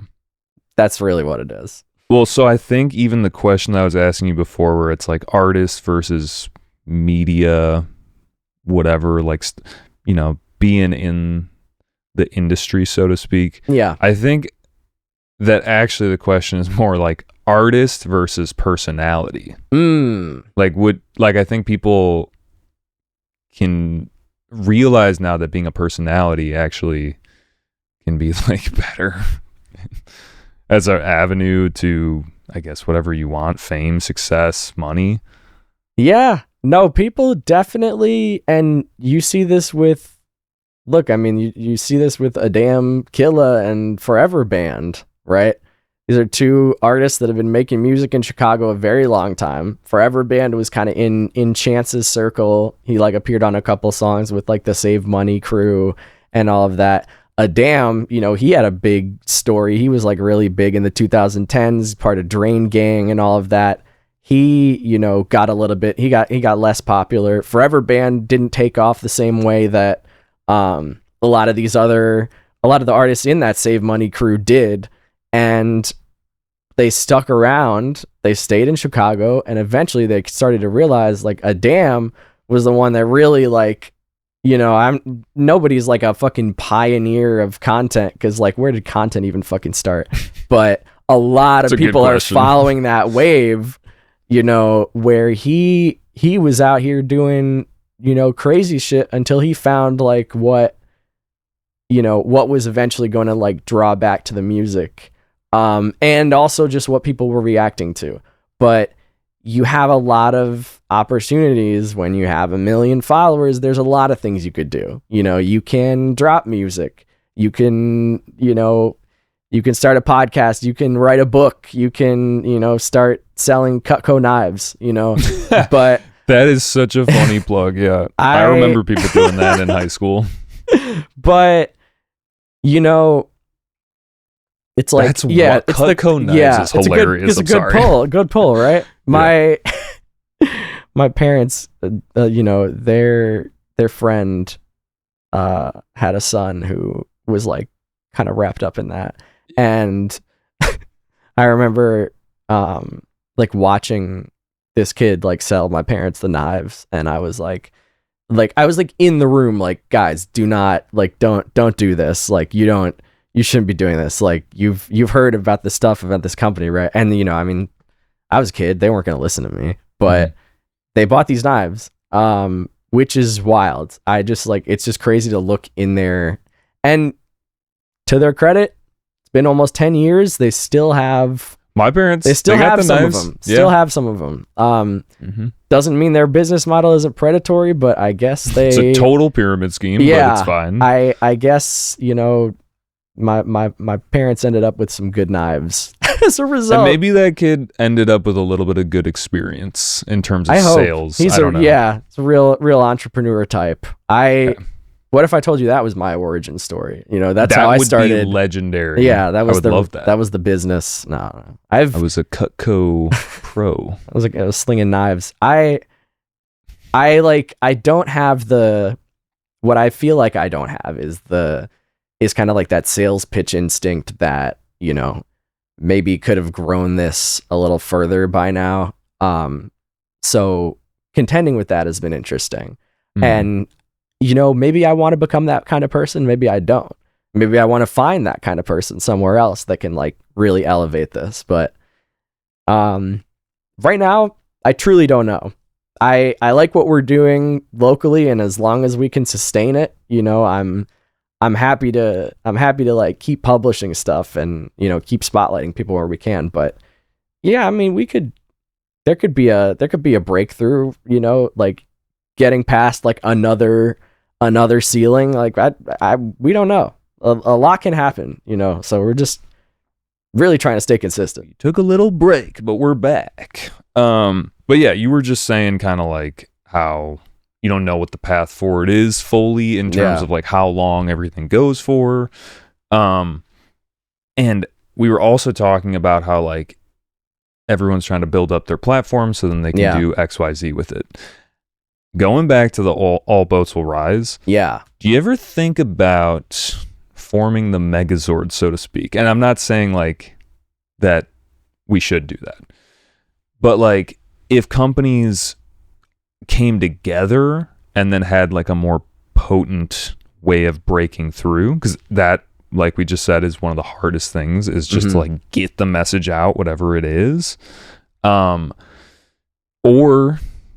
do you feel like it's better that each company is kind of separate and it's kind of this like peer-to-peer thing? It's like a strong network. It's basically centralized versus decentralized. Yeah. Because the scary thing to me is when you start trying to be that like bigger company, then you just turn into legacy media and you can't be as lean and mean and like, all right, we're just going to do this. It's got to go through like whoever's funding and this, and this. Right. Like, I don't know. I guess I'm just curious too. Is it to our detriment to some extent that there's so many different platforms and people speaking about stuff that it's like, how you even keep track of all of it? Like, would it be better if there was like a little bit of centralization? Like, let's say just for Chicago underground music, if there was like one source that we could trust forever, and the real ones, great source. I try to be in that category, but of course. This is a very broad question. It's just something I think about, but like, what do you think? Yeah, that's a thinker for sure. I mean, I think that, you know, I've like envisioned, you know, I would be all for like people coming in and doing like, you know, specialty series and all of that, and even like, you know, publishing whatever it is that they're rocking with, like under the Real Ones brand. Like if someone has a cool idea and they want to like release it with somewhere that might give it a little bit more exposure, and then it also kind of like fits in with what we're doing, like I, you know, hope that, like you said, like part of growing that platform is like we still just want to bring spotlights to cool shit, you know. So I'm not opposed to that type of thing at all. I think it's, you know, you can get to like a too many cooks in the kitchen type of thing, and I have like experienced a little bit of that. Like we had to figure out what our decision-making process looks like if our core team is 9 people, you know, who is like calling the shots at the end of the day.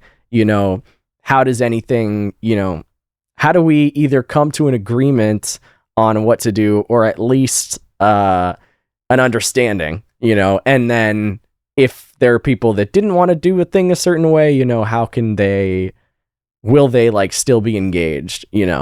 I think that, we like Real Ones, I've always wanted to, it to remain like a lot of, people working together toward a common goal. Right.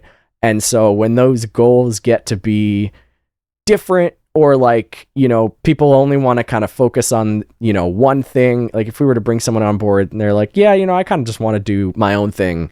I don't know if we'd be into that as much, because I do like kind of want it all to be like a team effort of sorts, but like we still want like, still good to have people in like various roles. It's more so like, if you want to do like something different with the creative scene, but like you're not kind of like really about that team spirit and all of that. Like I don't know. I would hope that anybody, that we would work with in that way, if it does happen, is like, it's a shared mission, and maybe a new audience too, because I mean, like we're not as tapped in the electronic space as you guys are. Like I think there's a lot of areas that we want to go more in depth on, and we don't have the chance. So like, I mean, those collabs I see as being like, we'd want to bring in people that are like, yeah,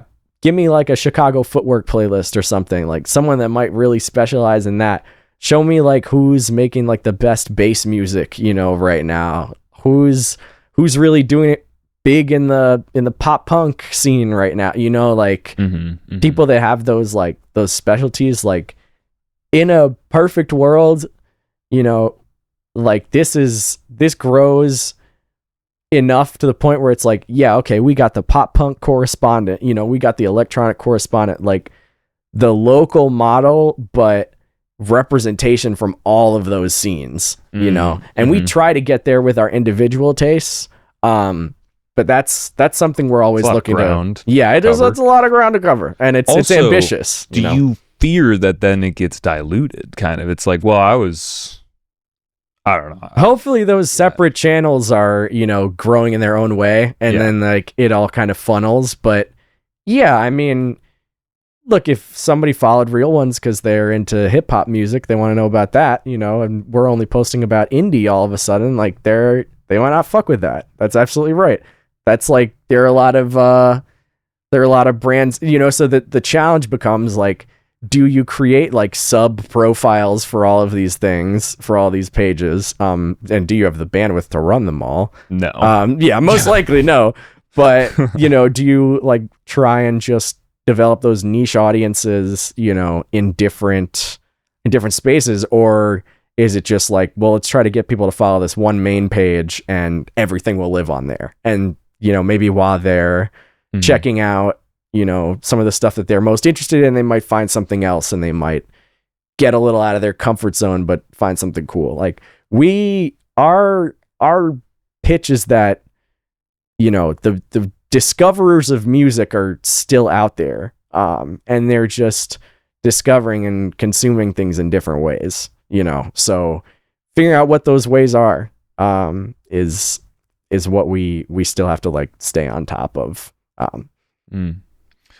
I like I think maybe it's naive to be like, oh yeah, we need like one platform that's like Chicago, and like it's just like makes my life easier. I don't think that's very interesting either. I think the unique, like, the unique creative approaches, just real quick, the unique creative approaches are something that is great. And I think if that just becomes all centralized and standardized, I think some of the quirk is lost there, especially with like some of the, like some smaller outlets that are doing stuff from the ground up. I like that sort of thing. I like when, maybe it's not the greatest quality, interview that you're getting, but it's like, you can tell like somebody was really up in there and, working hard for that interview, like maybe waiting around. Like I got a lot of respect for Nardwuar for all of the waiting that he did, all of the no's that he received. And to now be somebody where he's, being requested everywhere. But it started out with just a lot of patience, and waiting and being in the spaces that you wanted to be in, in whatever capacity. Piecing stuff together that way. It's cool to see that happen too for yourself. Like, you had Nardwuar on. That is amazing. Yeah, thank you. That was like, and that's when I talk about being like, I'd kind of be satisfied if we, were to stop today. That is definitely a crown jewel that I'm always going to be really happy about. And it came to be, we knew his like Chicago liaison, Naira, and she just told us, she's like, we can't promise anything, but just stick around after this event that he was doing at Avondale Music Hall, and we'll try to make something happen. And he did this event, where he was talking for like 2.5 hours about his his journey, and like answered audience questions. And then there was a whole line of people that went to, do a meet and greet with him. He talked and took photos with every single person. Wow. And then, so this is like, over an hour after the event has ended, and we're kind of sitting around being like, I don't know, if this is happening. And eventually he comes down, and we're like, hey, can we ask a couple questions? And he's like, yeah.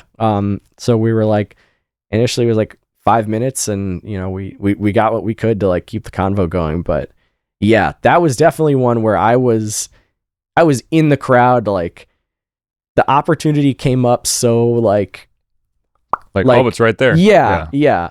Like, that wasn't like orchestrated at all. We didn't plan that. We like, once I knew that Naira was working with him again, I was like, oh, hey, you think we could set something up? And she was just like, yeah, come to the show tonight, So it's not like I was prepping stuff. There's plenty of stuff I want to ask Nardwuar, but you didn't know.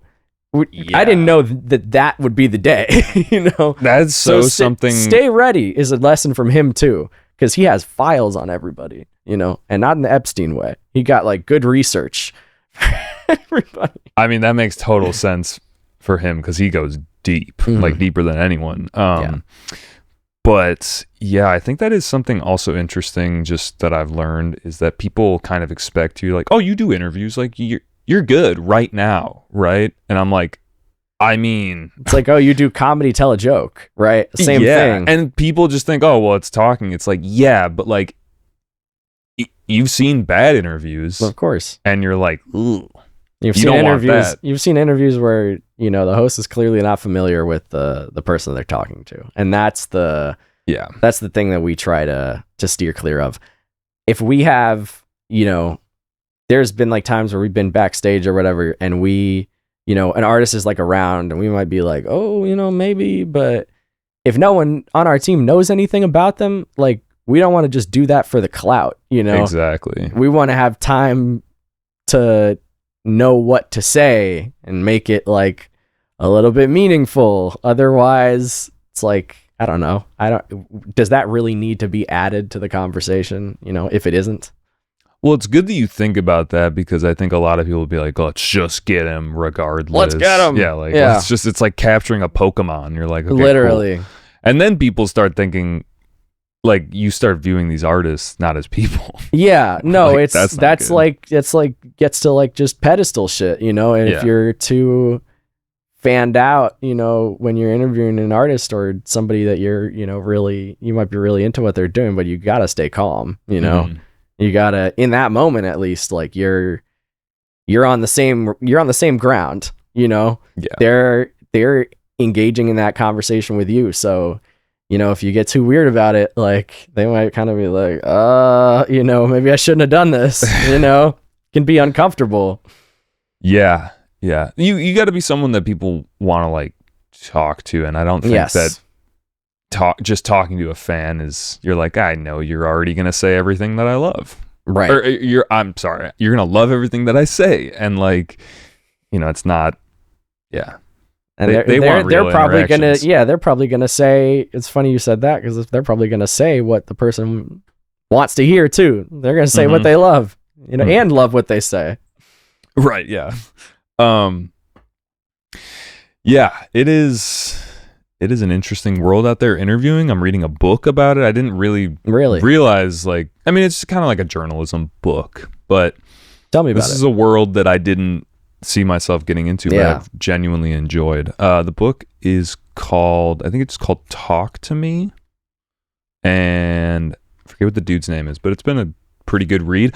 There's an entire chapter about like how to get interviews. Yeah. And some of this is a little bit antiquated in my opinion, because we're just living in a different era. I'm not sure when the book came out, but it was just interesting to see him dedicate an entire chapter on like how to conduct yourself to get an interview. And it's stuff that I was just doing, but then there were some other interesting key points that I was like, oh, like a goal for me in 2026 is don't expect everyone to like just come to the studio, because obviously coming to the studio is great.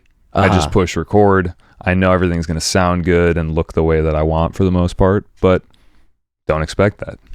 Oh my gosh, man. Like, and I think that sometimes that's made the difference for us too, is like being mobile. Like we would love to have we'd love to have a consistent space to bring people. It makes things a little harder. It makes it a bigger ask from whoever we're asking to talk to. But like that, if we had that right away, when we first started, I really do wonder, like, if we would have ever taken the leap and gone for, trying to get into the green rooms and meeting people halfway, because so many things have happened that way. Like, and also just, on festival grounds, like sometimes people are in a rush, and they only got a couple minutes to talk with us. But if we know what we want to say, then it can be better to have that than nothing at all.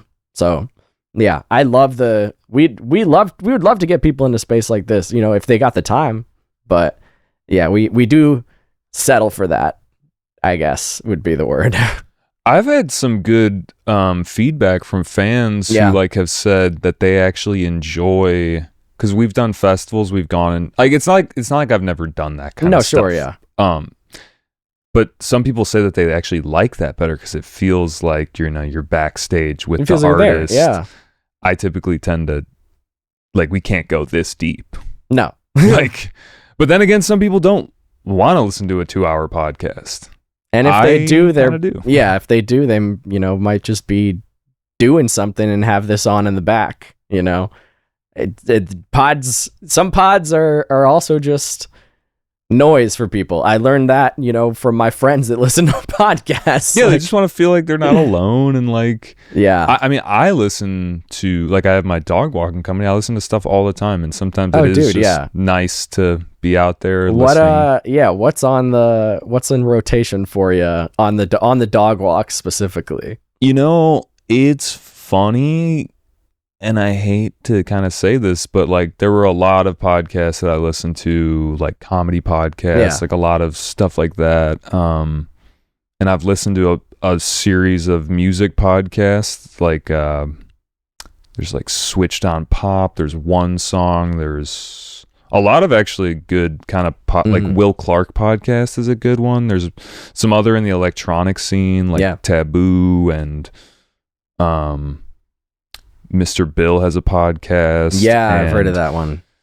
And there's tons of stuff like that. I've gone through history podcasts and stuff, but I'm actually on audiobooks right now. Okay.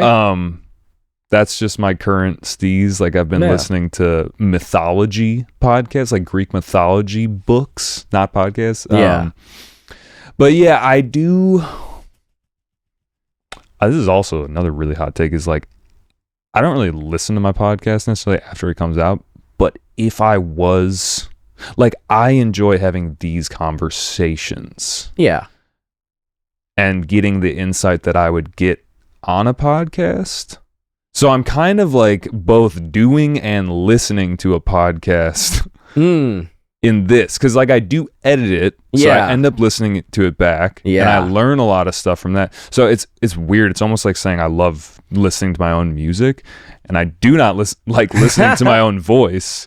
Yeah. It's tough, but I like hearing the insights of the people, especially when it's a really good conversation. I don't think that that's that controversial. It's I definitely get the struggling with listening to, like, hearing yourself back and being like, oh wow, what the fuck am I saying? I've done like a couple other pods people have had me on, and I don't know, sometimes are better than others, but this is I definitely, I've done a lot of the editing too, before we started bringing on more people to do it, and I can say for sure that, like, that's really when I'm like digesting and taking in the subject matter, and also, like, not to mention, like, pulling out the main points and, like, the shit that I find the most interesting, and then that's ends up being what most people see, on their feeds. Yeah, for sure. And I guess part of the answer would be, like, I would listen to my podcast if I wasn't doing it, because that's like what I want to know about. Mm-hmm. But you already heard it a few times, I guess, exactly. Is your point. Yeah, but also, I mean,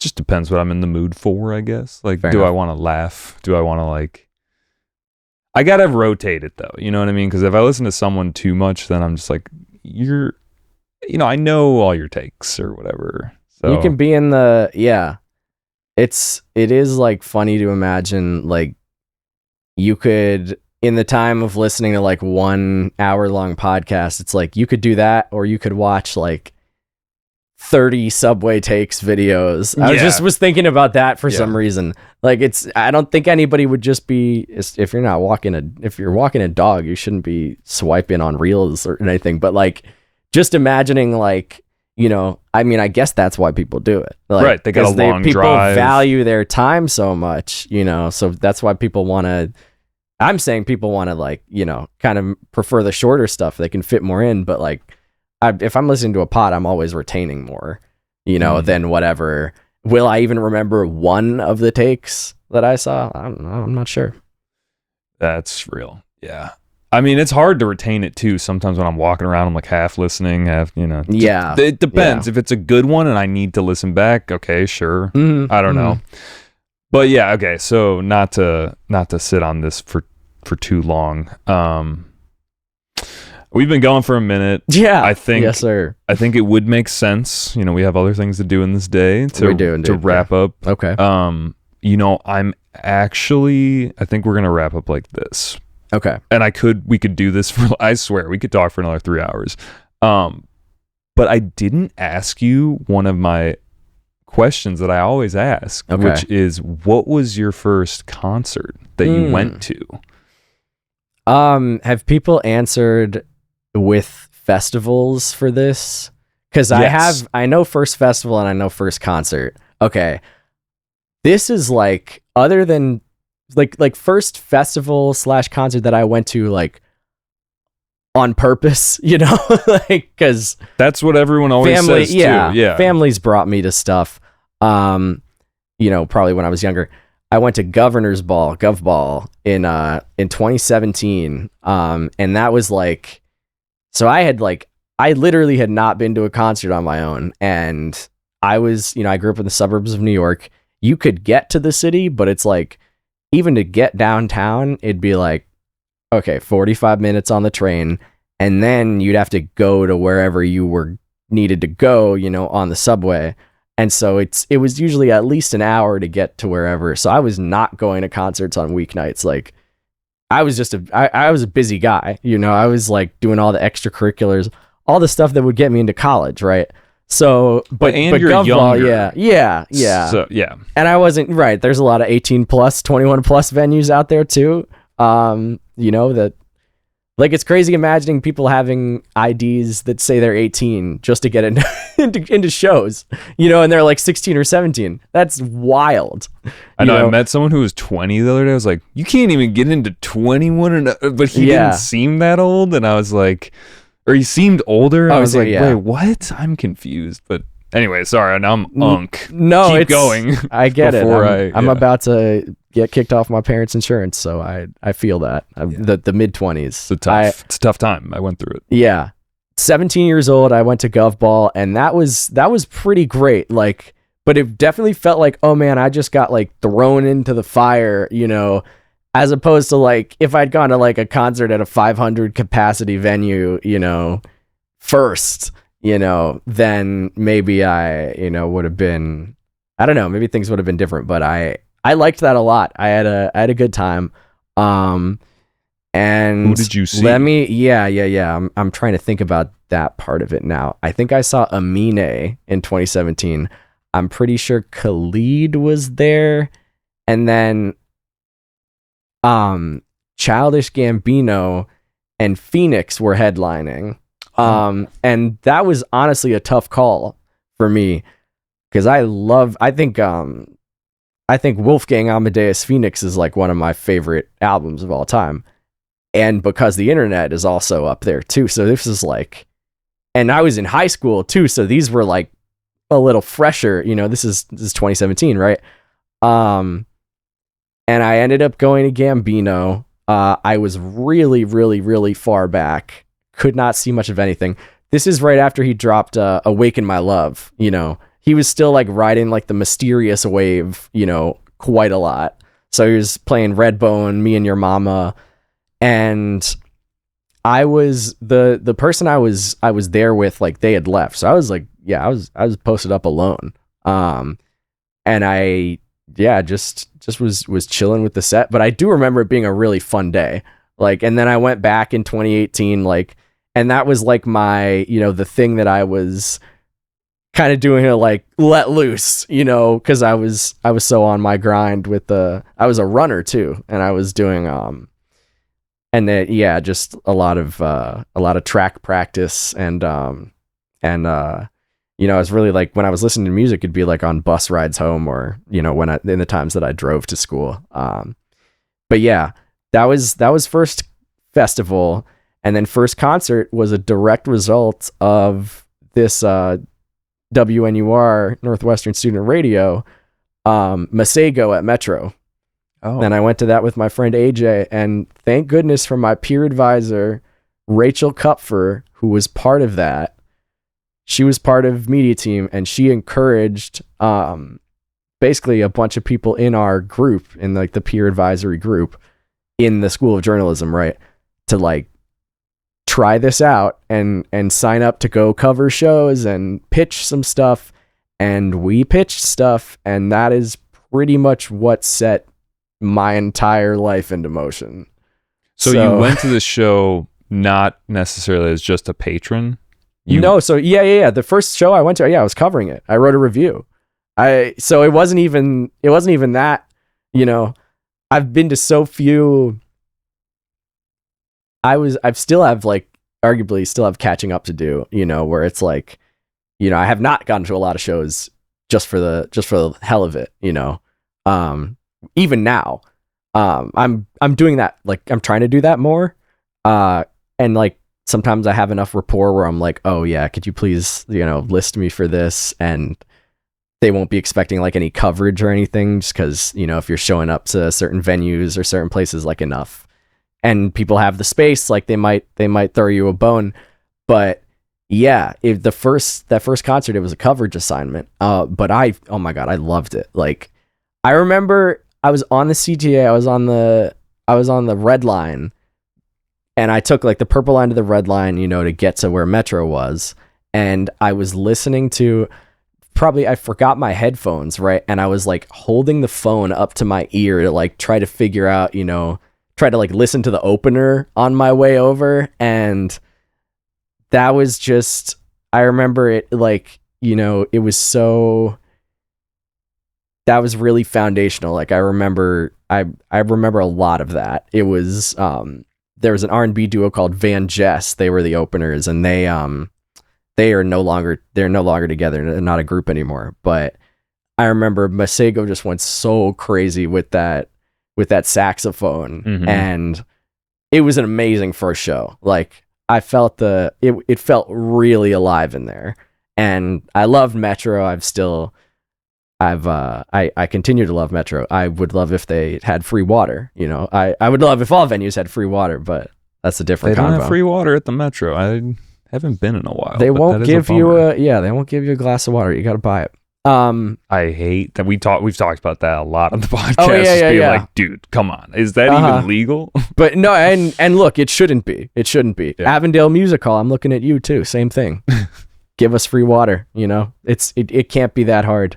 But at the same time, that piece I'm sure you saw of like only 24% of Chicago's independent music venues are profitable. Like, that was really interesting. All right, you know what? Maybe charge me for water. Like, I don't know. I don't want to pay for water, but if you have to do it or you're not going to make rent, like, I don't know what to say to that. I wish there was more money in the entire thing, you know? Yeah, I have a lot. Like, I think about that a lot.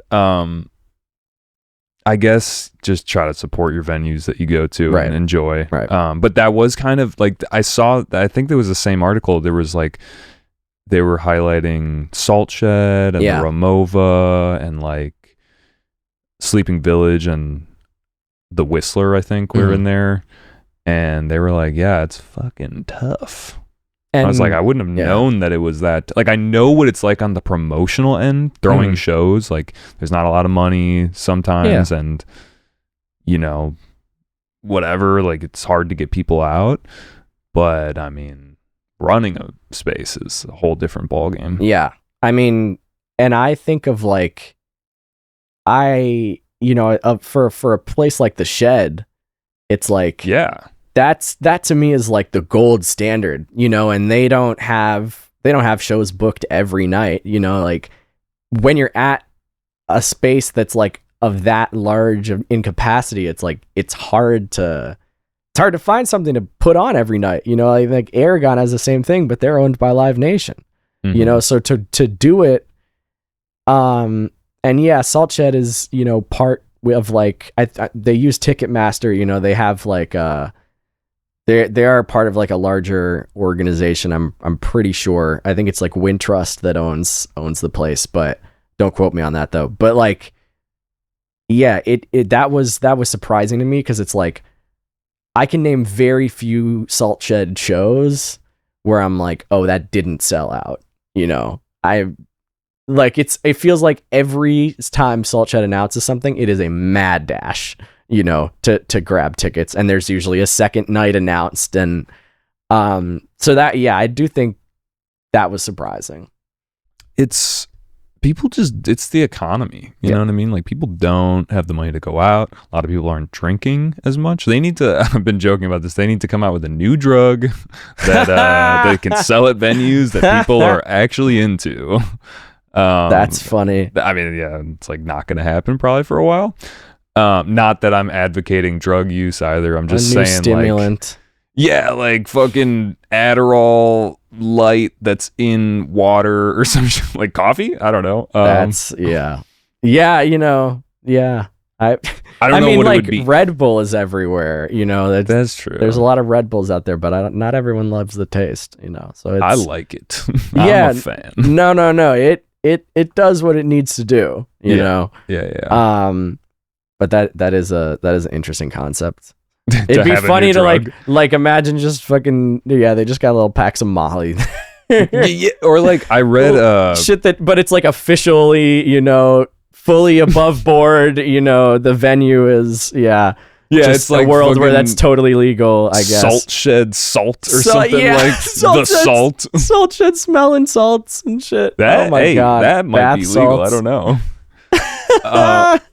Anyway, I read Brave New World not that long ago, and like everything in that book is like, take Soma, it'll make your life better. And it's like a dystopian, but they like figured out a new drug that kind of was. But yeah, okay. So the other thing we always do, and like I feel like you might have hit it, is I asked you in the start of the show what your first concert was. Yeah. But what was like the most impactful game changer concert?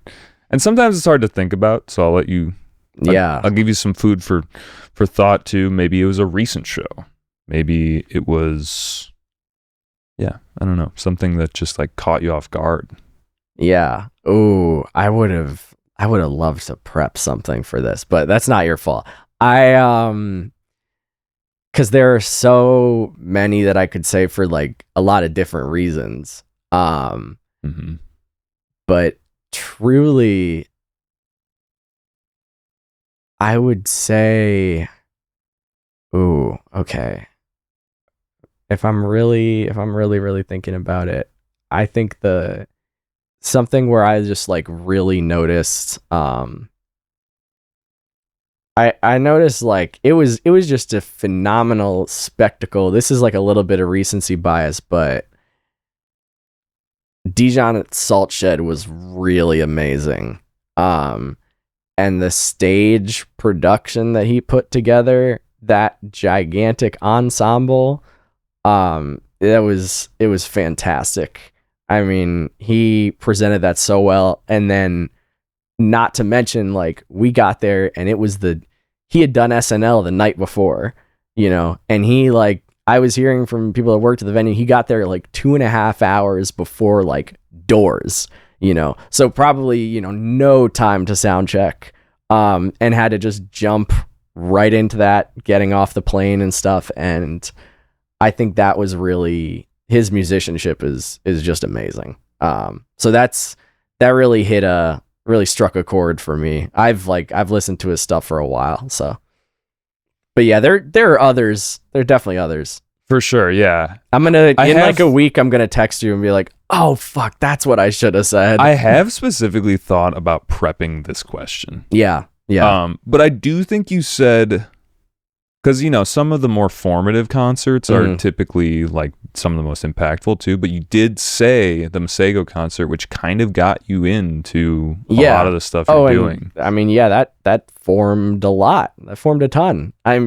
Another one I could say would be Chris Classic Studios. They did their Kilpatrick House anniversary, and that was like a concert that was at the Annex. And that was this was like this pop-up space, and they like put a whole bunch of different activations in there that like mirrored the first studio space that Classic ever had. And I got into that. I saw Smino perform live in like a small room, and it was a bunch of cool people that were there. I'm pretty sure like John Doe, Joseph Chilliams, and I met like a lot of cool people that way. But like being able to like get on that list because we had met the manager to another artist, Bari, who had worked with Smino a bunch.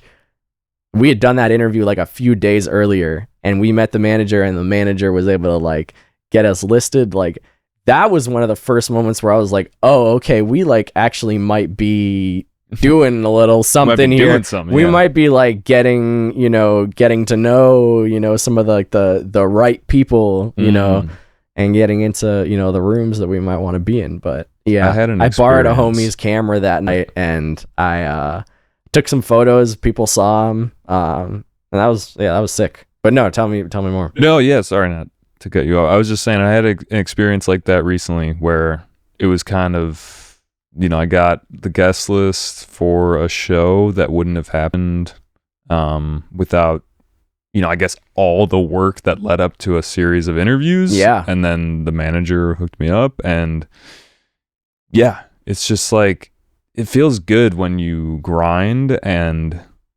you can get that access that feels, I don't know, not like that you should just be seeking like, oh, I always want to be on that guest list or whatever. It's just like, some of them feel extra special because you put in the work. Yeah.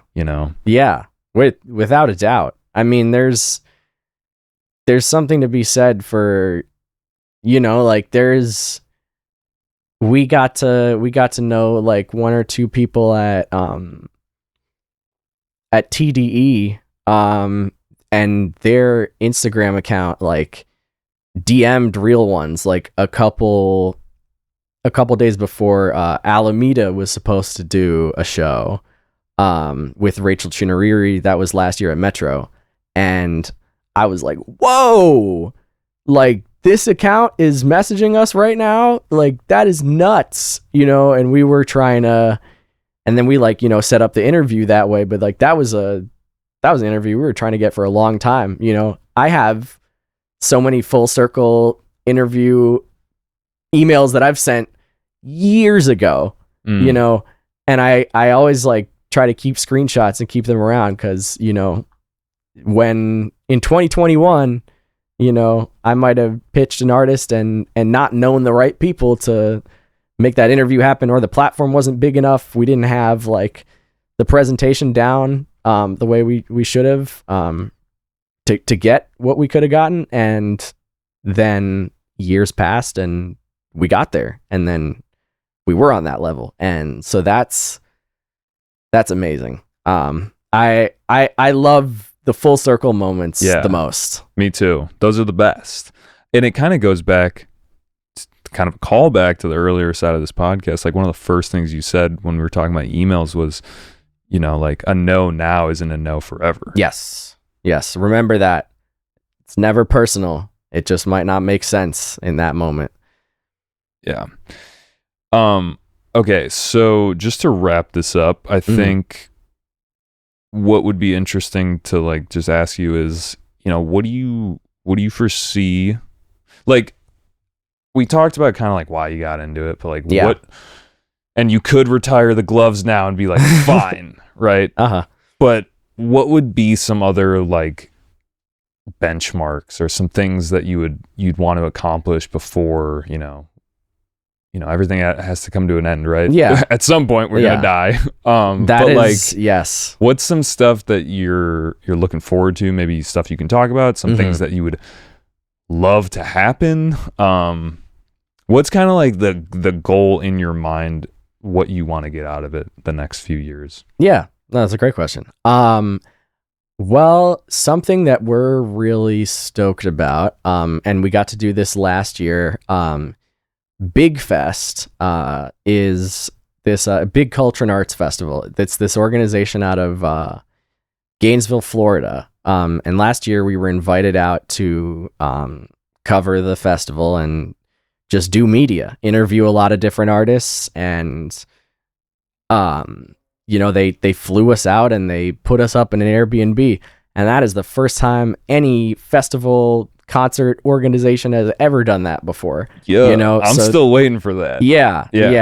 And that's that just took a lot of, it was a perfect moment of synergy, and the fest is just so well aligned with what, we with our, where we are, what we're into.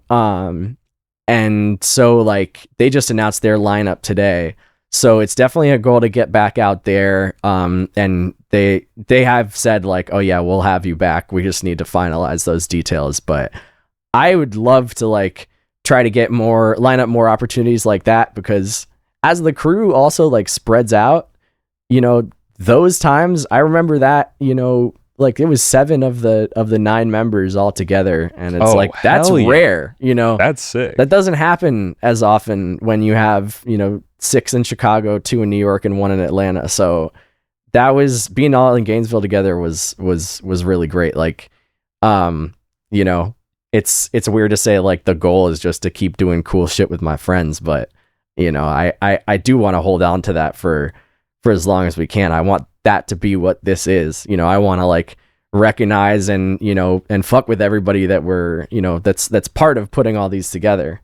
So but then I'd also say I think we have the relationships where we can put together for the right artist at the right time that we think is going to sell enough tickets. We can put together a mini tour run for an artist, have them do Chicago, have them do New York, have them do LA, and hopefully Atlanta soon. We're starting to get to know people in other markets, and that definitely can, it's something we've thought about, trying to just hit up a bunch of different cities. A Real Ones This Artist Tour? Little Real Ones Tour, yes. A couple media platforms have done this to a degree. And one of them was just like a West Coast tour that was That Good Shit. They did that, and they just drove the whole thing down the Pacific Coast. There's another platform called Diabolical Discs. They're doing a little tour as well, and I'm pretty sure that that's just like one guy, going to all these different cities, but still like putting together a bunch of like local lineups. So it'd be cool to see what other cities, we can activate more in. But yeah, I also I'd love for us to get like a recurring series, a couple like recurring series under our belts where it's like, okay, we have this like quick, like short form thing that we can get people on.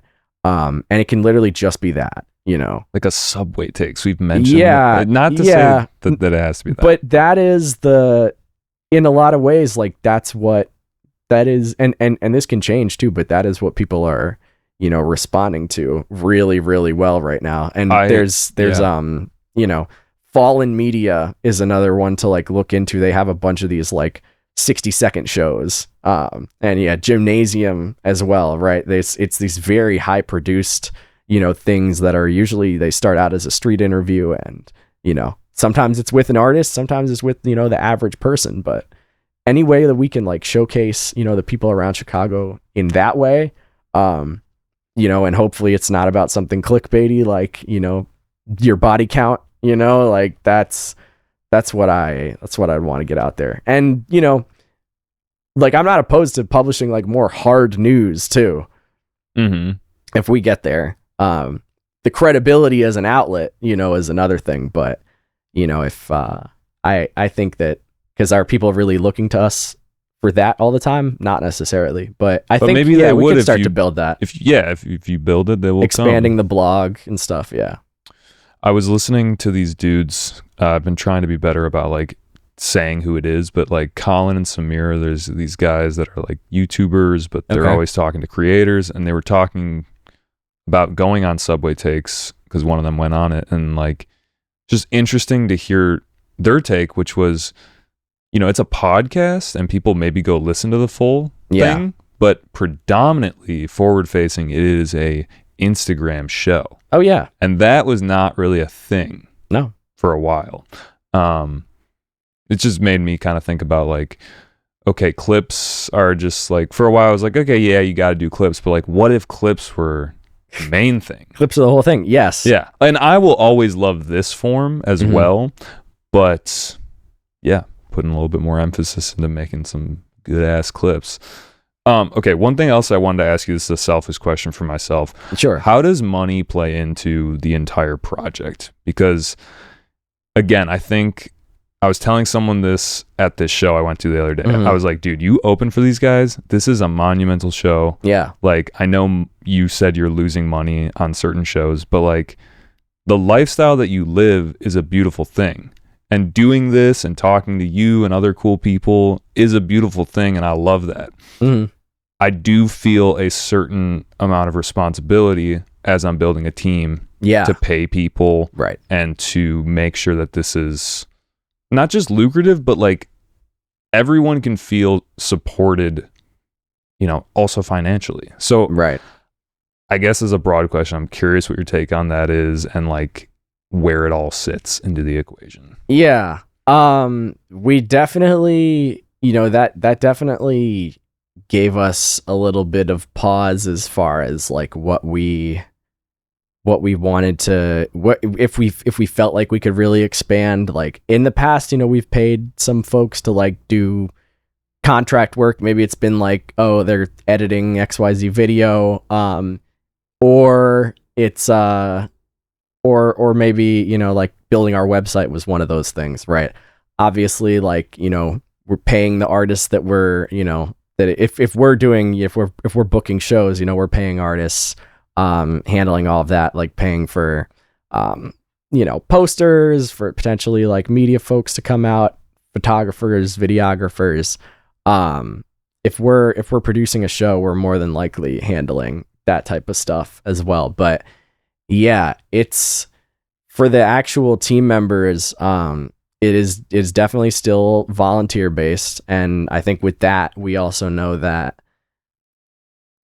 it's not going to be the first thing that people are tuning into every day. And hopefully it's just a space for, and by people tuning in, I mean the actual, like literally the people that are making it happen, even the actual team, because, you know, money talks, we know that, but as long as this can continue to be a creative outlet, you know, people seem to be excited to, you know, to want to be part of it. And I feel like the responses to our latest like postings of the internships and stuff have, you know, been proof of that. Like we would love to offer, you know, paid work and do whatever we can, but we're, you know, trying to, you know, if we're going to have somebody working with us, hopefully they'll, you know, get enough kind of like on the ground experience so they can take a couple of the rooms that they get into, a couple of the connections that they make and run with that.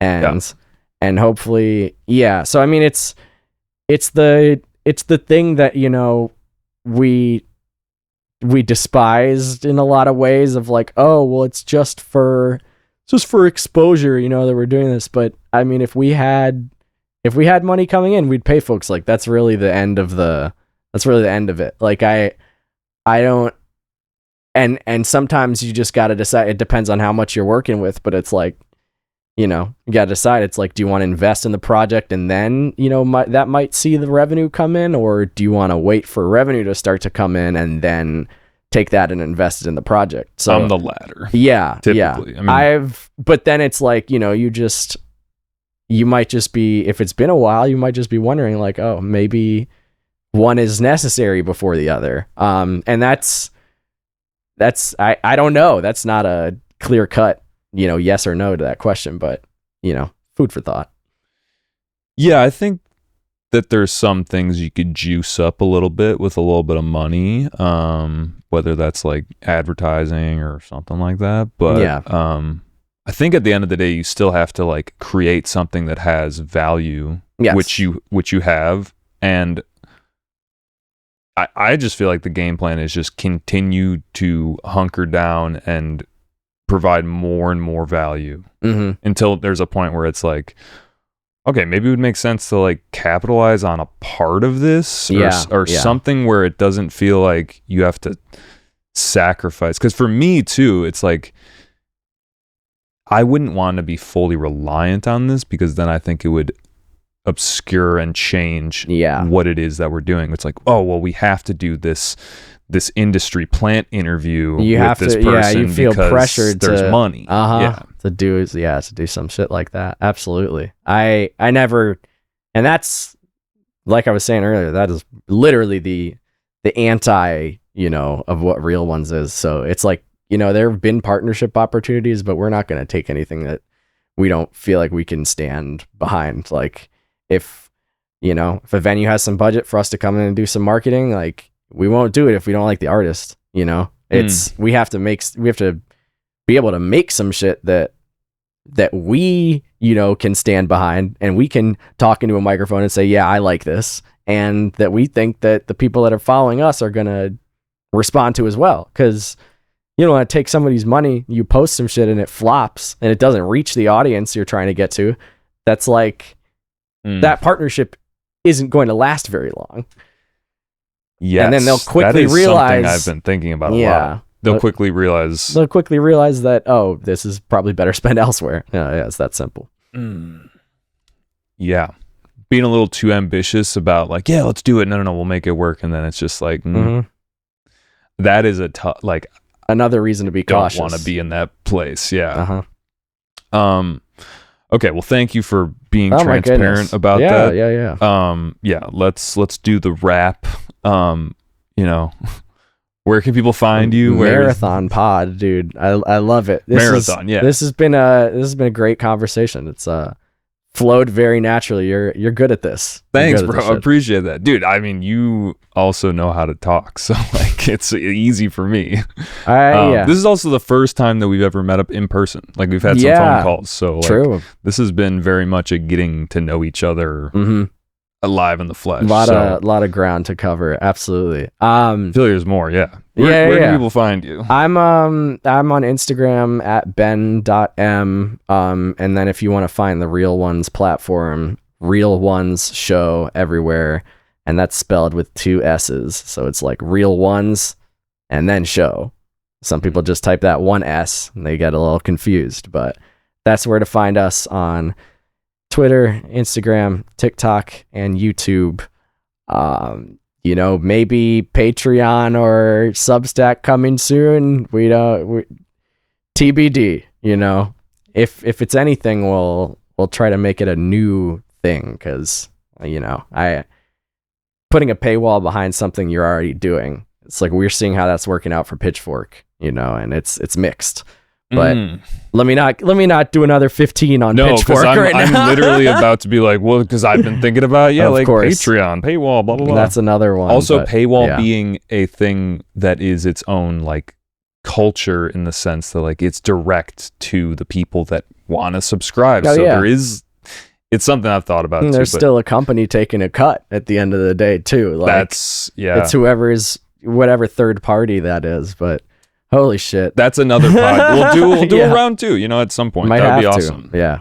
Well, thank you so much. Dude. Yeah, thank you. And we also do shout outs at the very end. Anybody that you want to shout out that's been pivotal in I mean, you have shouted out a lot of people from like the start, but anyone else? Shout out to my mom and dad, like held it down, got me into ultimately, I don't know if I would have even made it to Chicago if I, didn't find a school out here that I got into, so it's not a lot of people that necessarily left the East Coast, like from where I was. Some people will just stick around that area. I'm lucky that I got to even hop to a different time zone, and end up somewhere else, and especially in a city that I've just discovered and loved so much. Shout out to everybody in Chicago, really.